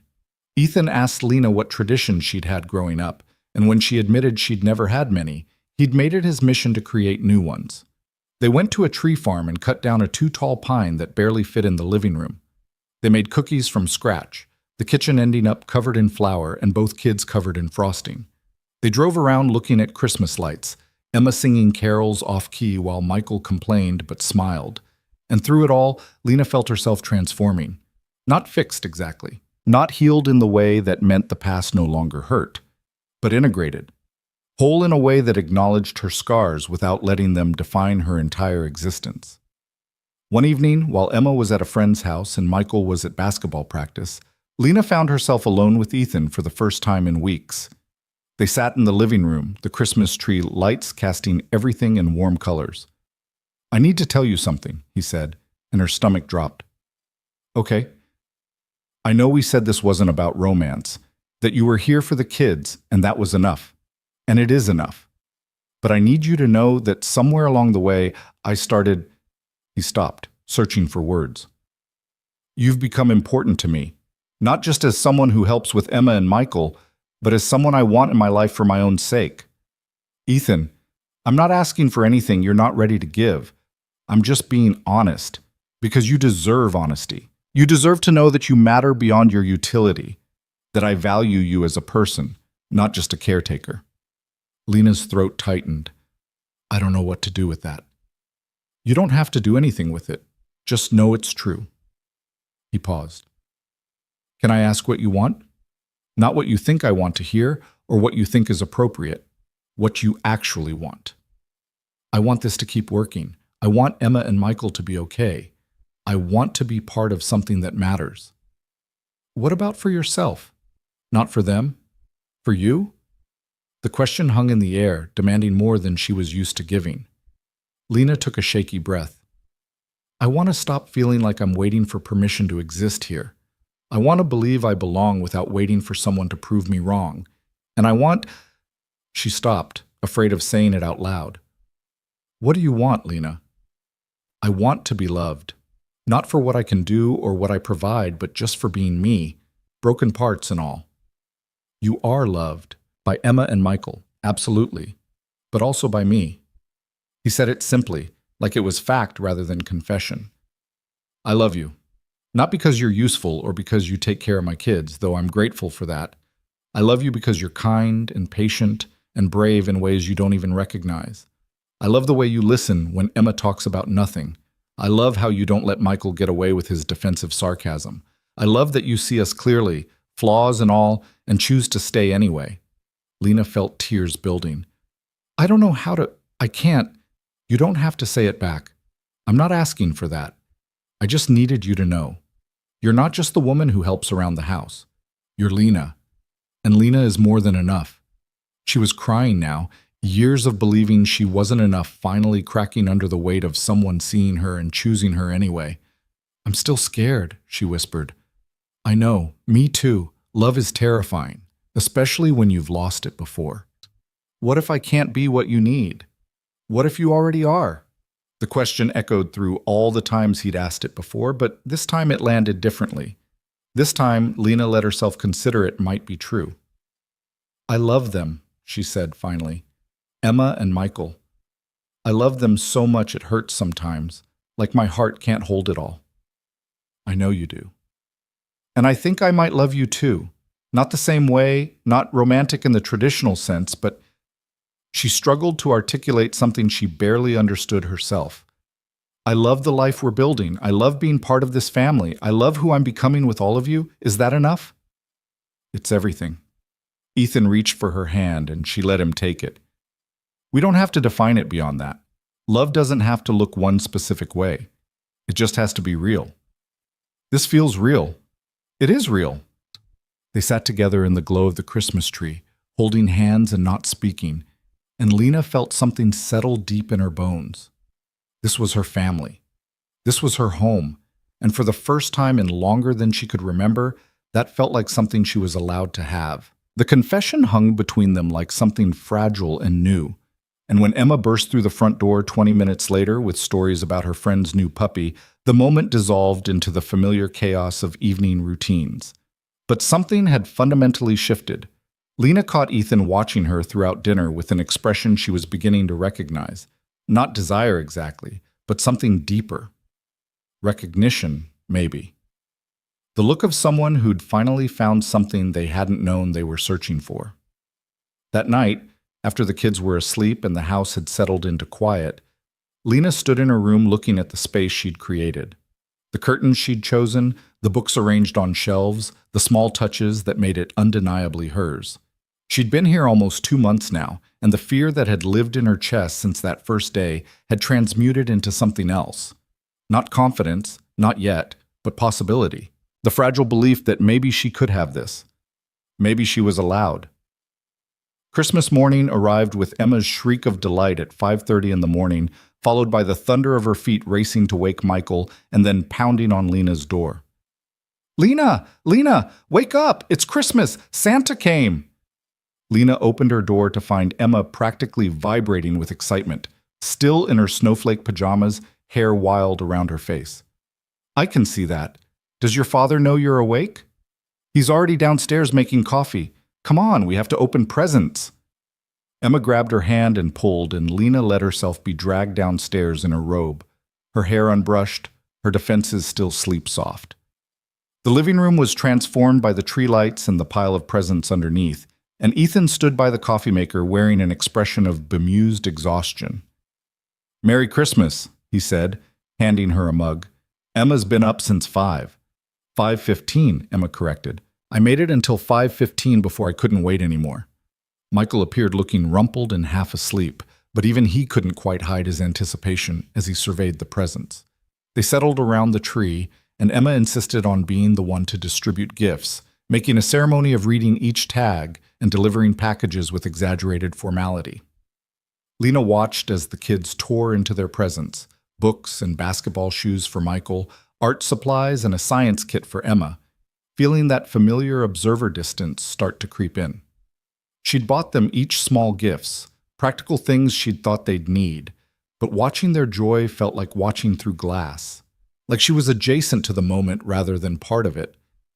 Then Emma thrust a package at her. This one's for you, from all of us. Lena took it carefully, surprised by the weight. You didn't need to.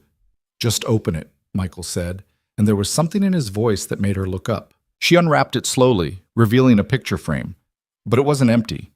Inside was a photo she'd never seen before, all 4 of them at Thanksgiving, crowded around the table, Emma leaning against Lena's shoulder while Michael grinned at something off camera, and Ethan looked at all of them with unmistakable fondness.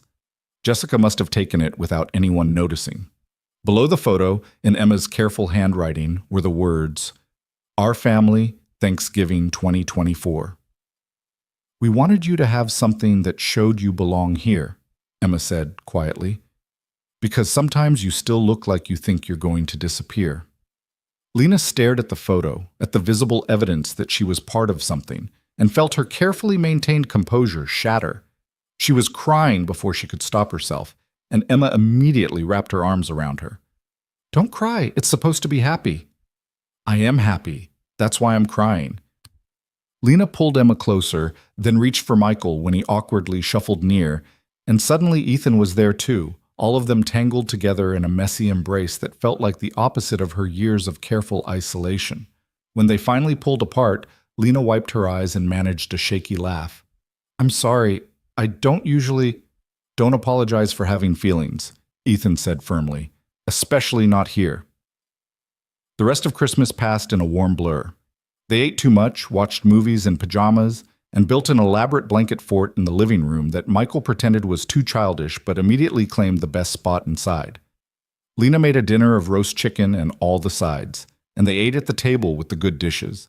And for the first time in her memory, Christmas felt like something more than just another day to get through. That evening, after the kids had finally crashed from sugar and excitement, Lena was cleaning up the kitchen when Ethan appeared with the last of the dishes. Leave it, he said. It can wait until tomorrow.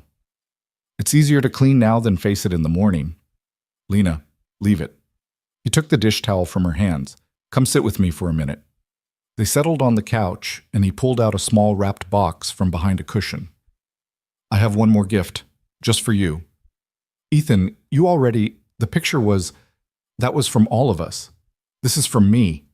He handed it to her. It's not much, but I saw it and thought of you.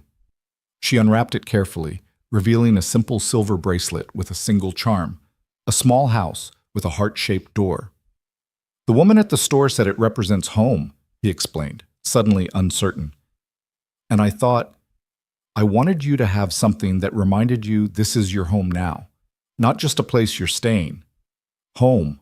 Lena held the bracelet in her palm, feeling the weight of what he was offering, not just jewelry, but belonging, permanence, the promise that she wasn't temporary. I don't know what to say. You don't have to say anything. Just wear it. And remember that you're not going anywhere unless you choose to. She let him fasten it around her wrist, and when she looked at it catching the light from the tree, she felt something inside her finally settle. Not healed completely, but healing. Not whole yet, but getting there. The week between Christmas and New Year's passed quietly. The kids were out of school, and the house took on a lazy, timeless quality. They played board games and watched too much television, and ate leftovers in various combinations. Michael taught Lena how to play his favorite video game, patiently explaining the controls while she fumbled through the tutorial. Emma recruited her for an elaborate art project that left the dining room covered in glitter and construction paper. And Ethan simply existed alongside her, their interactions easy and domestic in a way that felt revolutionary. Making coffee together in the morning, coordinating meals, negotiating whose turn it was to referee the kids' arguments, the ordinary intimacy of shared life. On New Year's Eve, they'd planned a quiet night at home. The kids wanted to stay up until midnight, and Lena had agreed to make special snacks and watch the ball drop on television. But at 9 o'clock, Emma complained of a headache, and by 9:30 she was running a fever. It's probably just a cold, Ethan said, feeling her forehead. But I should take her to urgent care to be sure. I'll come with you, Lena said immediately. Someone should stay with Michael. I want Lena to come, Emma said, her voice small and miserable. Please? Ethan looked at Lena, something passing between them, and nodded. Okay. Michael, you good here alone for a bit?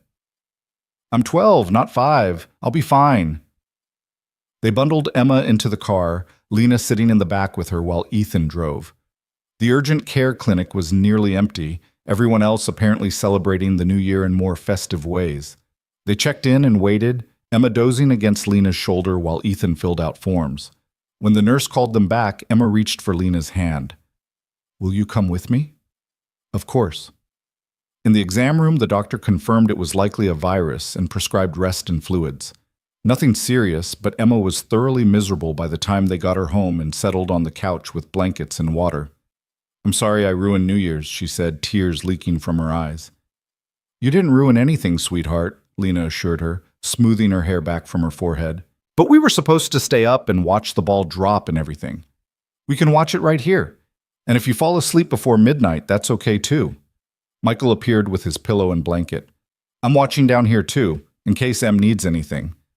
They all settled in the living room, Emma stretched on the couch with her head in Lena's lap, Michael in the recliner trying to look casual, Ethan on the floor leaning against the couch. The television played coverage of celebrations from around the country, but Lena barely noticed. She was too focused on Emma's breathing evening out as the fever medicine kicked in, on Michael's worried glances at his sister, on Ethan's hand resting lightly against her ankle in a gesture of connection. When midnight approached, Emma roused herself enough to watch the countdown. They counted down together, all four of them, and when the ball dropped and the crowd on television erupted in cheers, Ethan turned to look at Lena. "Happy New Year," he said softly. "Happy New Year." "New Year, new family," Emma mumbled, already half asleep again. "That's what Mom would have said. New year, new adventures." The mention of Sarah should have been painful, Lena thought, but instead it felt natural, a way of keeping her present without making her absence the only thing that mattered. "She'd be proud of you," Lena said quietly.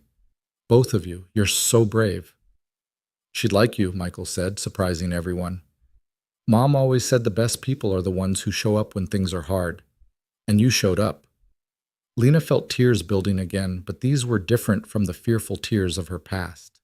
These were tears of gratitude, of overwhelming emotion at being accepted so completely. "Thank you," she whispered, "for letting me be part of this." "Thank you for wanting to be part of it," Ethan replied. They stayed up another hour until Emma was deeply asleep and Michael was nodding off in the chair. Ethan carried Emma to bed while Lena gently woke Michael and sent him upstairs. When the house was finally quiet, she stood in the living room looking at the remnants of their quiet celebration, the blankets scattered across the couch, the empty mugs on the coffee table, the picture frame from Christmas sitting on the mantel. "You okay?" Ethan asked, returning from tucking Emma in. "More than okay, She searched for the right word. "I'm grateful for all of this, for you trusting me with them." "It's not just trust, Lena. It's love. They love you, I love you, and I think maybe you're starting to believe you deserve that." She turned to face him. "I'm trying to. It's harder than I thought it would be." "The believing or the deserving?" "Both.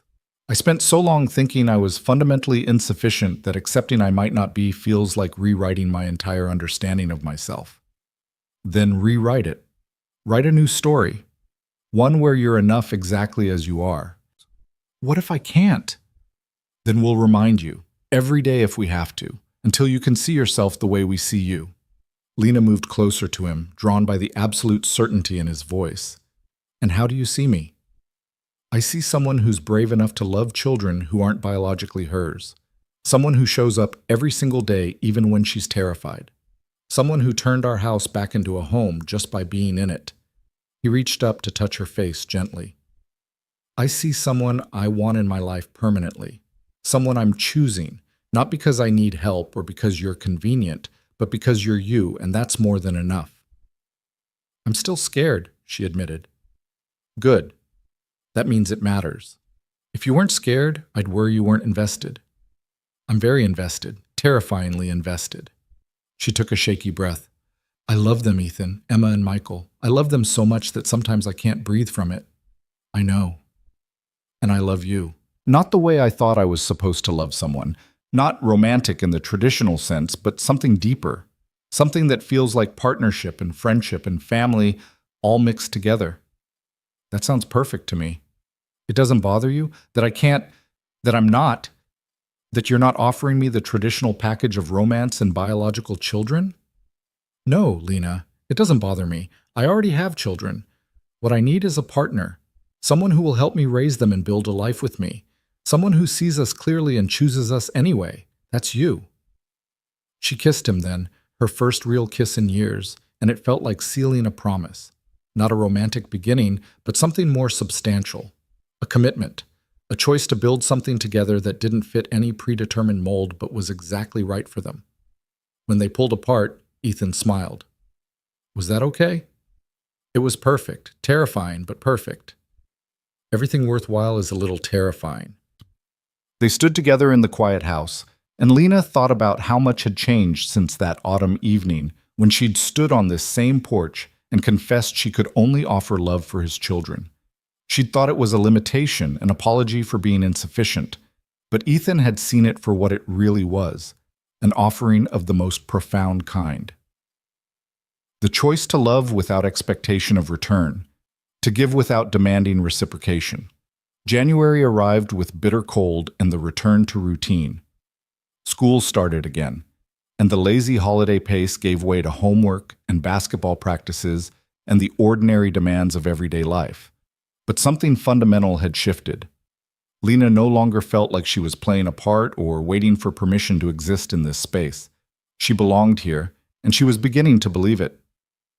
Emma's birthday fell in mid-January, and she requested a sleepover party with her 3 closest friends. Lena spent days planning activities and decorating the basement, determined to make it special. The party was loud and chaotic. 4 9-year-old girls fueled by pizza and cake and the freedom of staying up past midnight. At one point, Lena overheard Emma talking to her friends while they painted their nails in the bathroom. "Is that your new mom?" one of them asked. Emma paused, considering. "She's Lena. She's not my mom because my mom died, but she's family. Like the most important family. But does she do mom things?" "I guess. She makes my lunch and helps with homework and comes to school stuff. And she listens when I'm sad and knows when I need a hug, even when I don't ask for one. So yeah, she does mom things. But she's still Lena." "That's cool. I wish I had a Lena." "You can't have mine," Emma said fiercely. "She's ours." Lena stood in the hallway, listening to a 9-year-old define her place in the family with more clarity than she'd been able to manage herself. "She's ours." The possessive pride in Emma's voice settled into Lena's chest like warmth. Later, after the party wound down and the friends were asleep in sleeping bags scattered across the basement floor, Emma found Lena in the kitchen cleaning up. "Thank you for making my party so good," she said, wrapping her arms around Lena's waist. "You're welcome, birthday girl. I heard you in the hallway when we were talking." Lena stiffened. "I didn't mean to eavesdrop." "It's okay. I wanted you to hear anyway." Emma pulled back to look up at her.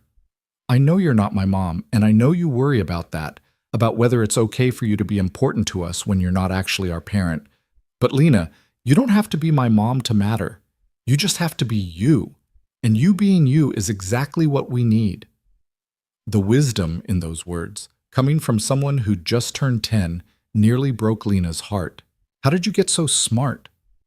"Mom used to say that loving people isn't about fitting into boxes. It's about showing up and being honest and choosing each other every day." Emma smiled. "You show up every single day. That makes you family no matter what we call it." "I love you, Emma, so much." "I know. I love you too. Now come on, we should probably make sure my friends aren't destroying the basement." They went downstairs together to find the girls building an elaborate blanket fort, and Lena helped them secure the corners and add pillows, and by the time she went to bed that night, something had solidified in her understanding of herself. She didn't need to be Sarah. She didn't need to fit into a predetermined role. She just needed to be exactly who she was, someone who loved these children and showed up for them and chose them every single day. February brought Michael's 13th birthday and his increased interest in a girl at school named Sophia. He tried to be casual about it, but Lena noticed the way he checked his phone constantly and spent extra time on his hair in the mornings. "You should just ask her to hang out," Lena suggested one afternoon while helping him with algebra homework. "It's not that simple." "Why not?" "Because what if she says no? Then it's weird." "What if she says yes?" "Then I'd have to actually hang out with her and I might mess it up." Lena smiled, recognizing the fear beneath the bravado. "Michael, can I tell you something?" "I guess." "Being scared of rejection doesn't mean you shouldn't try. It just means it matters to you, and that's okay." "Were you scared when you decided to stay here?" The question caught her off guard. "Terrified." "But you stayed anyway." "I stayed anyway." "Why?" "Because the possibility of having this family was worth more than the safety of staying alone." She paused. "Some things are worth being scared for." Michael was quiet for a moment, processing this. Sophia probably doesn't even like me anyway. Or maybe she does, and she's just as scared as you are. You think? I think people are usually more afraid than they let on. And I think being brave doesn't mean you're not scared. It means you do it anyway. 2 days later, Michael nervously informed them that he'd asked Sophia to come watch his basketball game, and she'd said yes. Ethan had raised his eyebrows at Lena in silent question, and she'd just smiled. The game was on a Thursday evening, and true to her word, Sophia showed up with her parents. She was a slight girl with dark hair and braces, and she cheered louder than anyone when Michael scored. After the game, when they stood talking awkwardly near the bleachers, Lena watched Michael's face transform into something open and hopeful. "Young love," Ethan murmured beside her. "Young courage," Lena corrected. He was terrified to ask her. Good thing he had someone to give him advice about being brave even when you're scared. "I just told him what I learned from being here. See? You're already teaching them important life lessons. That's definitely a parent thing." The words settled between them, and Lena realized she wasn't panicking at the suggestion anymore.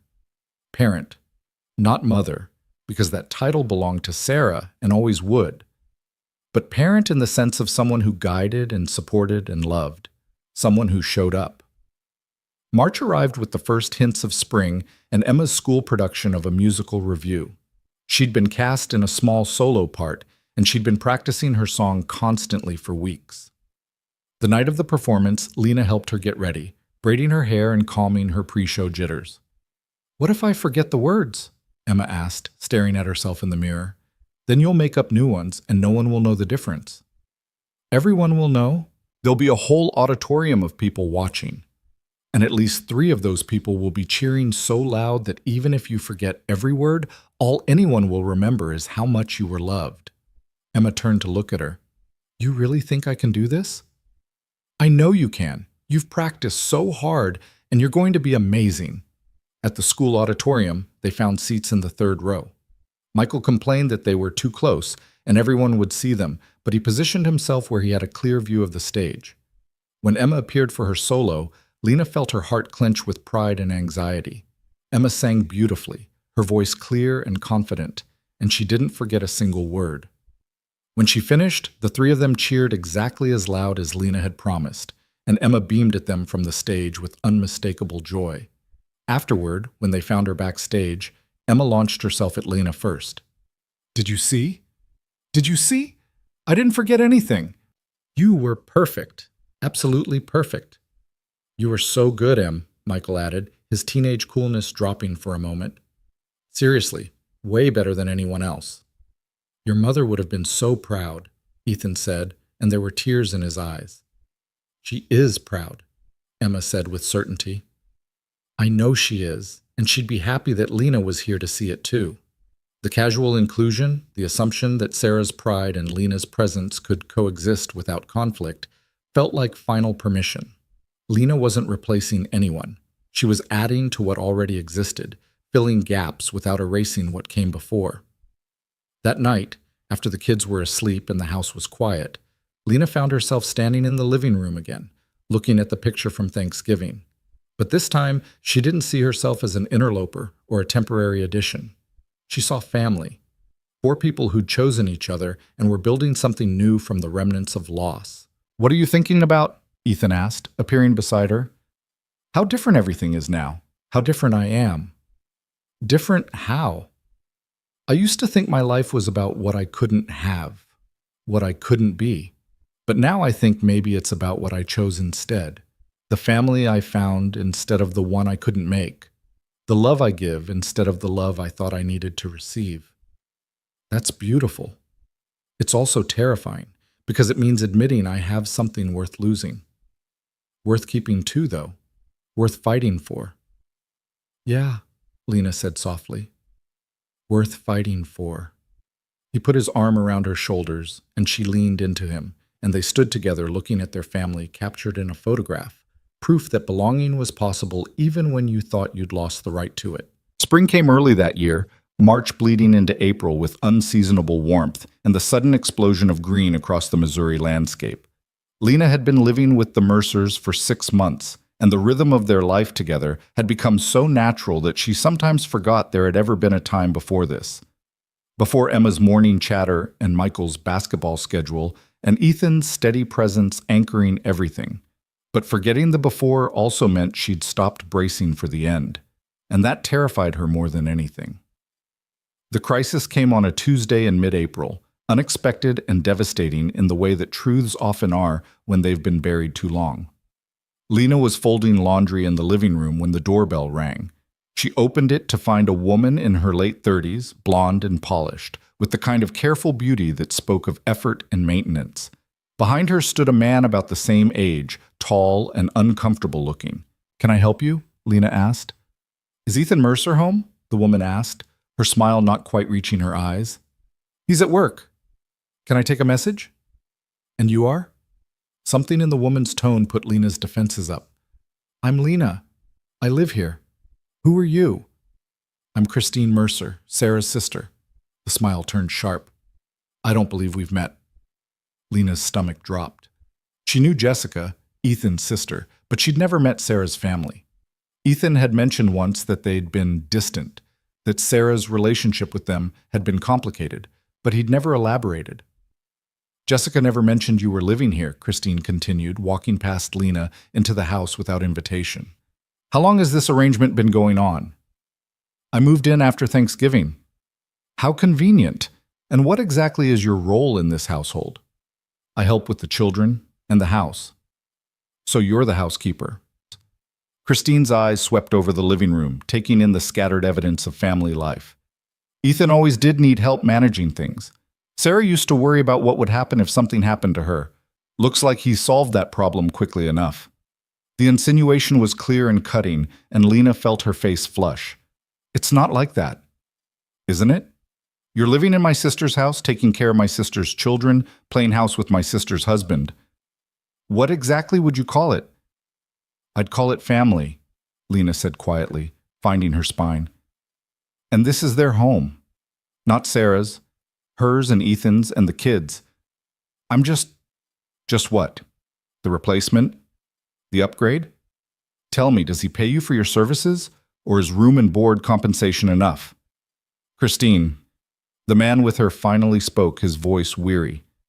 "That's enough." "No, David, it's not enough. Our niece and nephew are living with a stranger and nobody thought to inform us.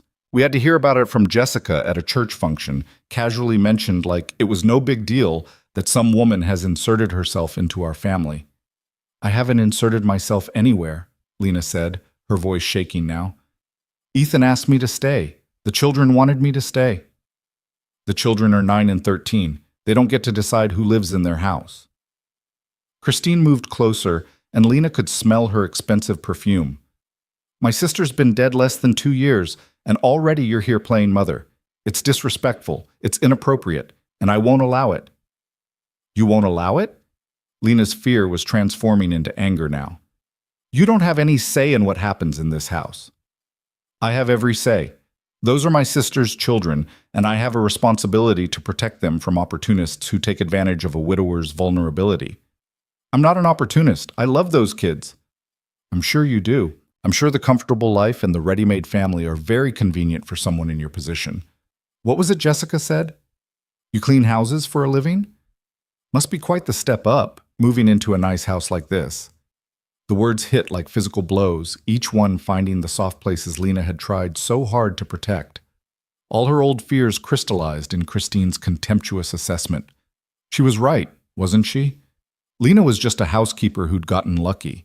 Someone who'd insinuated herself into a family that wasn't hers, taking advantage of grief and need. "I should go," Lena said, her voice barely above a whisper. "That would be best." Christine's smile was satisfied. "I'm sure Ethan will understand. You were temporary help, and now the family needs to heal properly, without outsiders complicating things." Lena walked past them on shaking legs, heading for the stairs. She could hear Christine calling after her, saying something about how it was better this way, but the words blurred together into white noise. In her room, she pulled out the suitcase she'd never fully unpacked, started throwing clothes into it with trembling hands. This was what she'd been waiting for. The moment when someone pointed out she didn't belong. The moment when the fantasy collapsed and reality reasserted itself. She was Lena Brooks, divorced and childless and fundamentally insufficient. She cleaned houses. She had nothing to offer these children except a love that had always been inadequate. She was nearly finished packing when Emma appeared in the doorway, home early from a playdate. "Lena, what are you doing?" "Emma, Lena couldn't find words that wouldn't devastate this child. "I need to go." "Go where?" "You live here." "I can't. I'm sorry. I thought I could, but I can't." Emma's face crumpled. "What happened? What did I do?" "Nothing." "You didn't do anything. This isn't about you." "Then why are you leaving?" Emma's voice rose to a near shout. "You promised. You said you weren't going anywhere. You lied." "I didn't lie. I made a mistake. I shouldn't have stayed this long." "Yes, you should have. You should stay forever. You're supposed to stay." Emma was crying now, big gasping sobs that tore at Lena's heart. "Please don't go. Please. I need you." "You don't need me. You have your dad and your brother and your family. You are my family," Emma screamed, and the sound of it echoed through the house. "You're my family and you're leaving just like Mom left, and I can't do this again. Please, Lena, please don't leave me." Lena sank onto the bed, and Emma threw herself into her arms, sobbing so hard her whole body shook. Lena held her, crying too now, feeling the weight of what she was about to do crash down on her. This child had lost her mother, and now Lena was choosing to become another loss, another person who left. "Who's this?" Christine appeared in the doorway, and her expression softened slightly at the sight of Emma's tears. "Emma, honey, it's okay. This is for the best." "Aunt Christine?" Emma pulled back from Lena, confusion and hurt warring on her face. "What are you doing here?" "Your Uncle David and I came to check on you, and it's good we did. This situation isn't appropriate, sweetheart. You need proper family taking care of you, not hired help pretending to be something she's not." "Lena's not pretending, she's—" Emma looked between them, understanding dawning. "You did this. You made her leave. I'm helping her see reality. She doesn't belong here, Emma. She's not your mother. She's not family. She's just someone your father hired who overstepped. Get out." Emma's voice was cold in a way Lena had never heard. "Get out of our house. Emma, I'm your aunt. I don't care. You don't come here. You didn't come when Mom was sick. You didn't come to the funeral. You didn't call or visit or help when Dad was falling apart and Michael was angry all the time and I cried every night. You didn't do anything, but Lena did. Lena showed up. Lena stayed. Lena loves us. So get out of our house and don't come back." Christine's face flushed. "You can't speak to me that way." "I just did. Leave. Now." There was a commotion on the stairs and Michael appeared, taking in the scene with quick assessment. "What's going on?" "Aunt Christine is leaving," Emma said, her voice shaking but firm. "And Lena's staying." Michael looked at the suitcase on the bed, at Lena's tear-stained face, and his expression hardened. "Yeah, Lena's staying, so whoever you are, you should go." "Michael, I'm your aunt, your mother's sister." "My mother's dead, and you weren't there, so you don't get to show up now and tell us how to live." He moved to stand beside Emma, a united front. "Lena's family. If you can't see that, then you really don't know anything about our family." Christine looked at David, who'd been silent through all of this, and he finally spoke. "Christine, we should go. This isn't our place." "But we should go." He looked at the children, then at Lena. "I'm sorry for the intrusion, and for what was said. It wasn't our business." He guided Christine toward the stairs, and they heard the front door close a moment later. The three of them stood in Lena's room, the suitcase an accusation between them. "You were really going to leave," Michael said quietly. "I thought she said things that made me think I didn't belong here." "That's crap. Of course you belong here." He paused. "Were you just going to go? Without even talking to us?" "I was scared." "So you were going to run away?" Emma's voice was small and hurt. "Like we don't matter?" "No, you matter more than anything. That's why I was leaving, because I thought you deserved better than me. Someone who was actually family, not just someone pretending. You're not pretending, Emma said fiercely. And you don't get to decide you're not good enough. We get to decide that. And we decided you're perfect. I'm not perfect, Em. I'm broken and scared, and I don't know what I'm doing half the time. So? Dad doesn't know what he's doing either. None of us do. We're all just figuring it out. Michael sat on the edge of the bed. Look, I'm not good at this emotional stuff. But Lena, you can't leave. Not because some random aunt we never see decided to show up and say mean things. That's weak. And you're not weak. I feel weak. Yeah, well, you're not. You stayed with us when Dad was a disaster and Emma cried all the time and I was being a jerk to everyone. You stayed through all the hard parts. You don't get to leave now just because someone said something that hurt your feelings. It wasn't just that. She was right about some things. I am just the housekeeper. I do clean houses for a living. I'm not— You're Lena, Emma interrupted. That's all you need to be. Just Lena. The person who braids my hair and makes good breakfasts and listens when I'm sad. The person who taught Michael to cook and comes to our games and makes this house feel like home. That's who you are. Not what you do or where you came from, just who you are to us. Lena looked at these two children, this girl and boy who'd lost their mother and chosen to love her anyway, and felt something fundamental shift in her understanding of herself. She'd spent so long defining herself by what she lacked that she'd forgotten to see what she had. Not biological children, but children who loved her. Not a traditional marriage, but a partnership built on choice and commitment. Not perfection, but presence. I'm sorry, she whispered. I'm so sorry. I shouldn't have packed. I shouldn't have believed her over you. You're going to unpack now, right? Emma asked anxiously. Yeah, I'm going to unpack. And stay? And stay.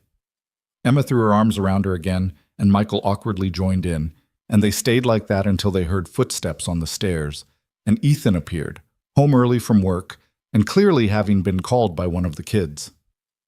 Jessica called me, he said, taking in the scene. Said Christine showed up here. What happened? The kids pulled back and Lena stood to face him. She told me I didn't belong here, that I was taking advantage of you, that the kids deserved better than an opportunistic housekeeper playing house. Ethan's jaw tightened. And you believed her? For a minute I did.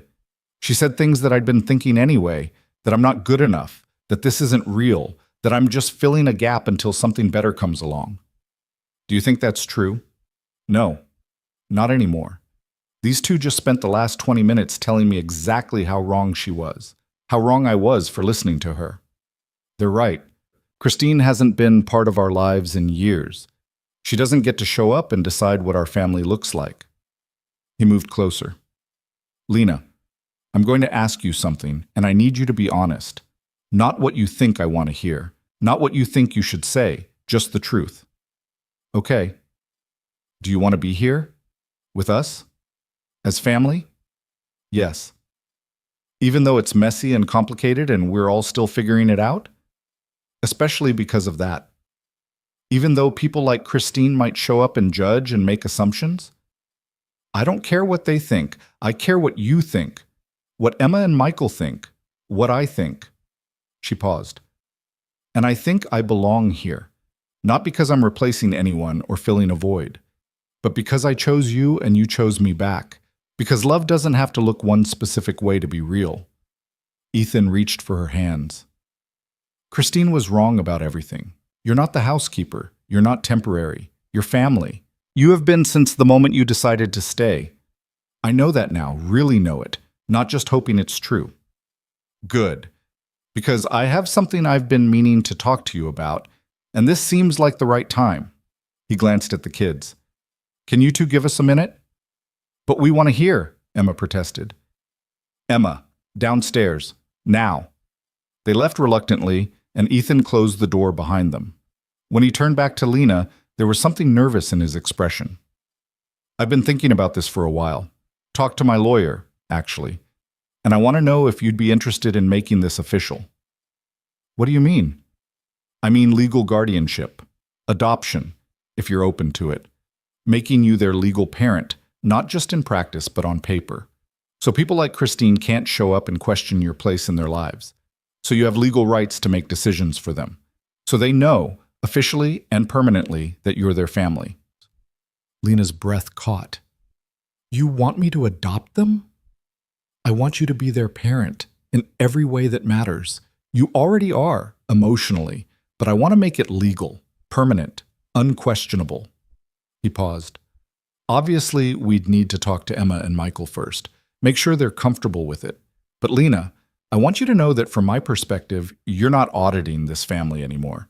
You're not on trial or probation. You're in, completely. And I want to make that official. I don't know what to say. You don't have to say anything now. Think about it. Talk to the kids. But know that this is real. We're real.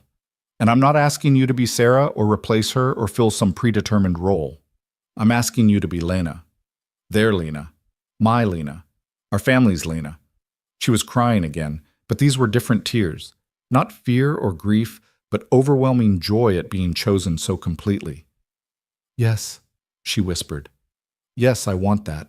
I want all of it. He pulled her into his arms, and she let herself be held, let herself believe that this was permanent and real and hers. When they went downstairs, Emma and Michael were waiting anxiously in the living room. So, Emma demanded, what happened? Is everything okay? Everything's more than okay, Ethan said. Your dad has a question for both of you, and I want your honest answer. No saying what you think I want to hear, just the truth about what you want. Okay, Michael said cautiously. How would you feel about making Lena officially your parent? Legal adoption so she has the same rights and responsibilities as I do. Emma's face lit up immediately. Really? She could really be our parent? Like, legally? If you want that. If Lena wants that.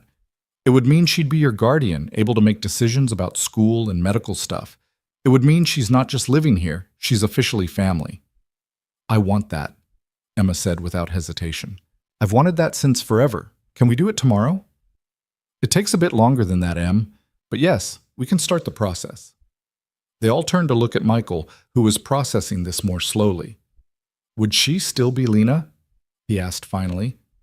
Or would we have to call her something else? She'd still be Lana, Ethan confirmed. This doesn't change who she is. It just makes it official. And Mom? Does this mean we're forgetting about Mom? Never, Lena said firmly. Sarah is your mother. Always will be. I'm not trying to replace her or erase her. I'm adding to what you already have. Different kind of love, but just as real. Michael nodded slowly. Okay, yeah. I want that too. It feels right. Emma launched herself at Lena, and Michael followed more slowly, and Ethan wrapped his arms around all of them, and for a moment they just stood there, holding each other in the middle of the living room, a family not bound by blood but by choice. The adoption process took 6 months. There were home visits and interviews and paperwork that seemed endless.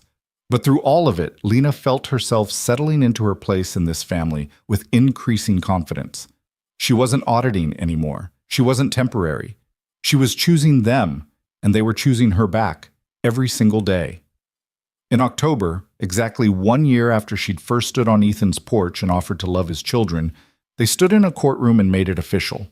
The judge asked Emma and Michael if they understood what adoption meant, and Emma had said, "It means Lena gets to be our parent forever, and she already is in our hearts, so this is just making it legal."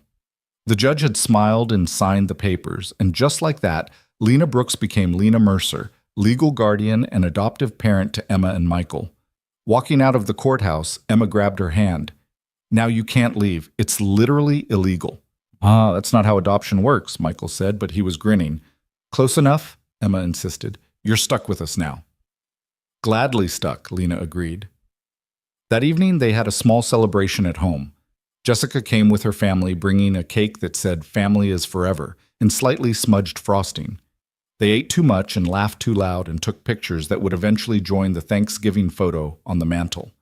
Later, after everyone had gone home and the kids were in bed, Lena and Ethan sat on the porch in the cool October air. "How does it feel?" he asked. "Being official?" "Like something I didn't know I was allowed to want." "You're allowed to want things, Lena. You're allowed to have them too." I'm starting to believe that. She looked at the bracelet on her wrist, the one he'd given her for Christmas, the little house with the heart-shaped door. I used to think I was fundamentally broken, that not being able to have biological children meant I was insufficient as a woman, as a person, that I had nothing of value to offer. And now? Now I think maybe I was wrong about what value means. I couldn't give you or anyone else biological children, but I could give Emma and Michael something they needed: love without conditions, presence without demands, someone who chose them not because she had to, but because she wanted to. That's everything. It's not what I thought I'd have. It's not the life I imagined when I was younger. Is it better or worse? Lena thought about it carefully. It's real. It's mine. And it's more than enough. They sat in comfortable silence, and Lena thought about the journey that had brought her here. From that small house by the creek where she'd lived alone, convinced she had nothing to offer the world, to this porch, this family, this life she'd built from the broken pieces of her old assumptions about herself. She thought about Emma, who'd loved her before she knew how to accept it. About Michael, who'd taught her that family could be chosen. About Ethan, who'd seen her clearly and made space for her anyway. But mostly, she thought about the woman she'd been a year ago, standing on this same porch, saying she could only love his children, offering what she'd believed was a limitation, not knowing that it was actually the greatest gift she had to give. I need to tell you something, she said quietly. Okay. That first night, when I told you I could only love your children, I meant it as an apology, like I was warning you that I was insufficient, that I couldn't be a real partner because I had nothing to offer you beyond childcare. I remember. But you didn't hear it that way. You heard it as exactly what you needed, someone who would love them without expecting anything in return. And that changed everything. It was what I needed, what we all needed. I know that now, but I want you to know that it's not just about the kids anymore. Somewhere along the way, I fell in love with this whole life. With you, with them, with who I get to be when I'm here. It's not romantic in the traditional sense, but it's real. It's partnership and friendship and family all mixed together into something I don't have words for. You don't need words for it. It's just us, our family, our life. Yeah, our life, she smiled. I like the sound of that. Inside the house, they could hear Emma singing to herself, getting ready for bed. Michael's footsteps moved across his room. The ordinary sounds of family, of home, of permanence. Lena Brooks had spent years believing she was broken, that her inability to have biological children made her fundamentally insufficient, that she had nothing of value to offer anyone looking for a complete family. But sitting on that porch, legally and officially, the parent of 2 children she hadn't given birth to, loved by a man who'd never asked her to be anything other than herself, she finally understood the truth. She hadn't been broken. She'd just been waiting for the family that needed exactly what she had to give. Not perfection, not traditional motherhood, not biological connections, just love, steady, present, unconditional love. And that, it turned out, was more than enough. It was everything. The screen door still squeaked when it opened. Ethan still hadn't fixed it.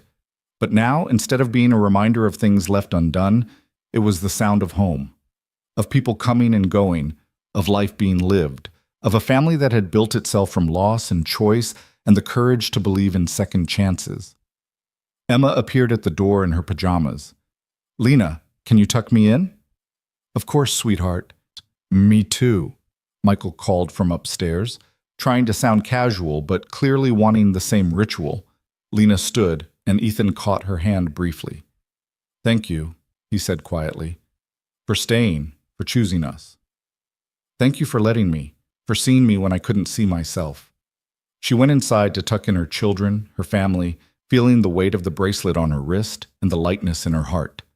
Behind her, she heard Ethan follow, closing the door on the cool October night. The house welcomed them in, warm and full of life, full of the love they'd built together from the broken pieces of before. Not perfect, not traditional, but completely, absolutely, wonderfully theirs. And for Lena Mercer, that was the greatest miracle of all.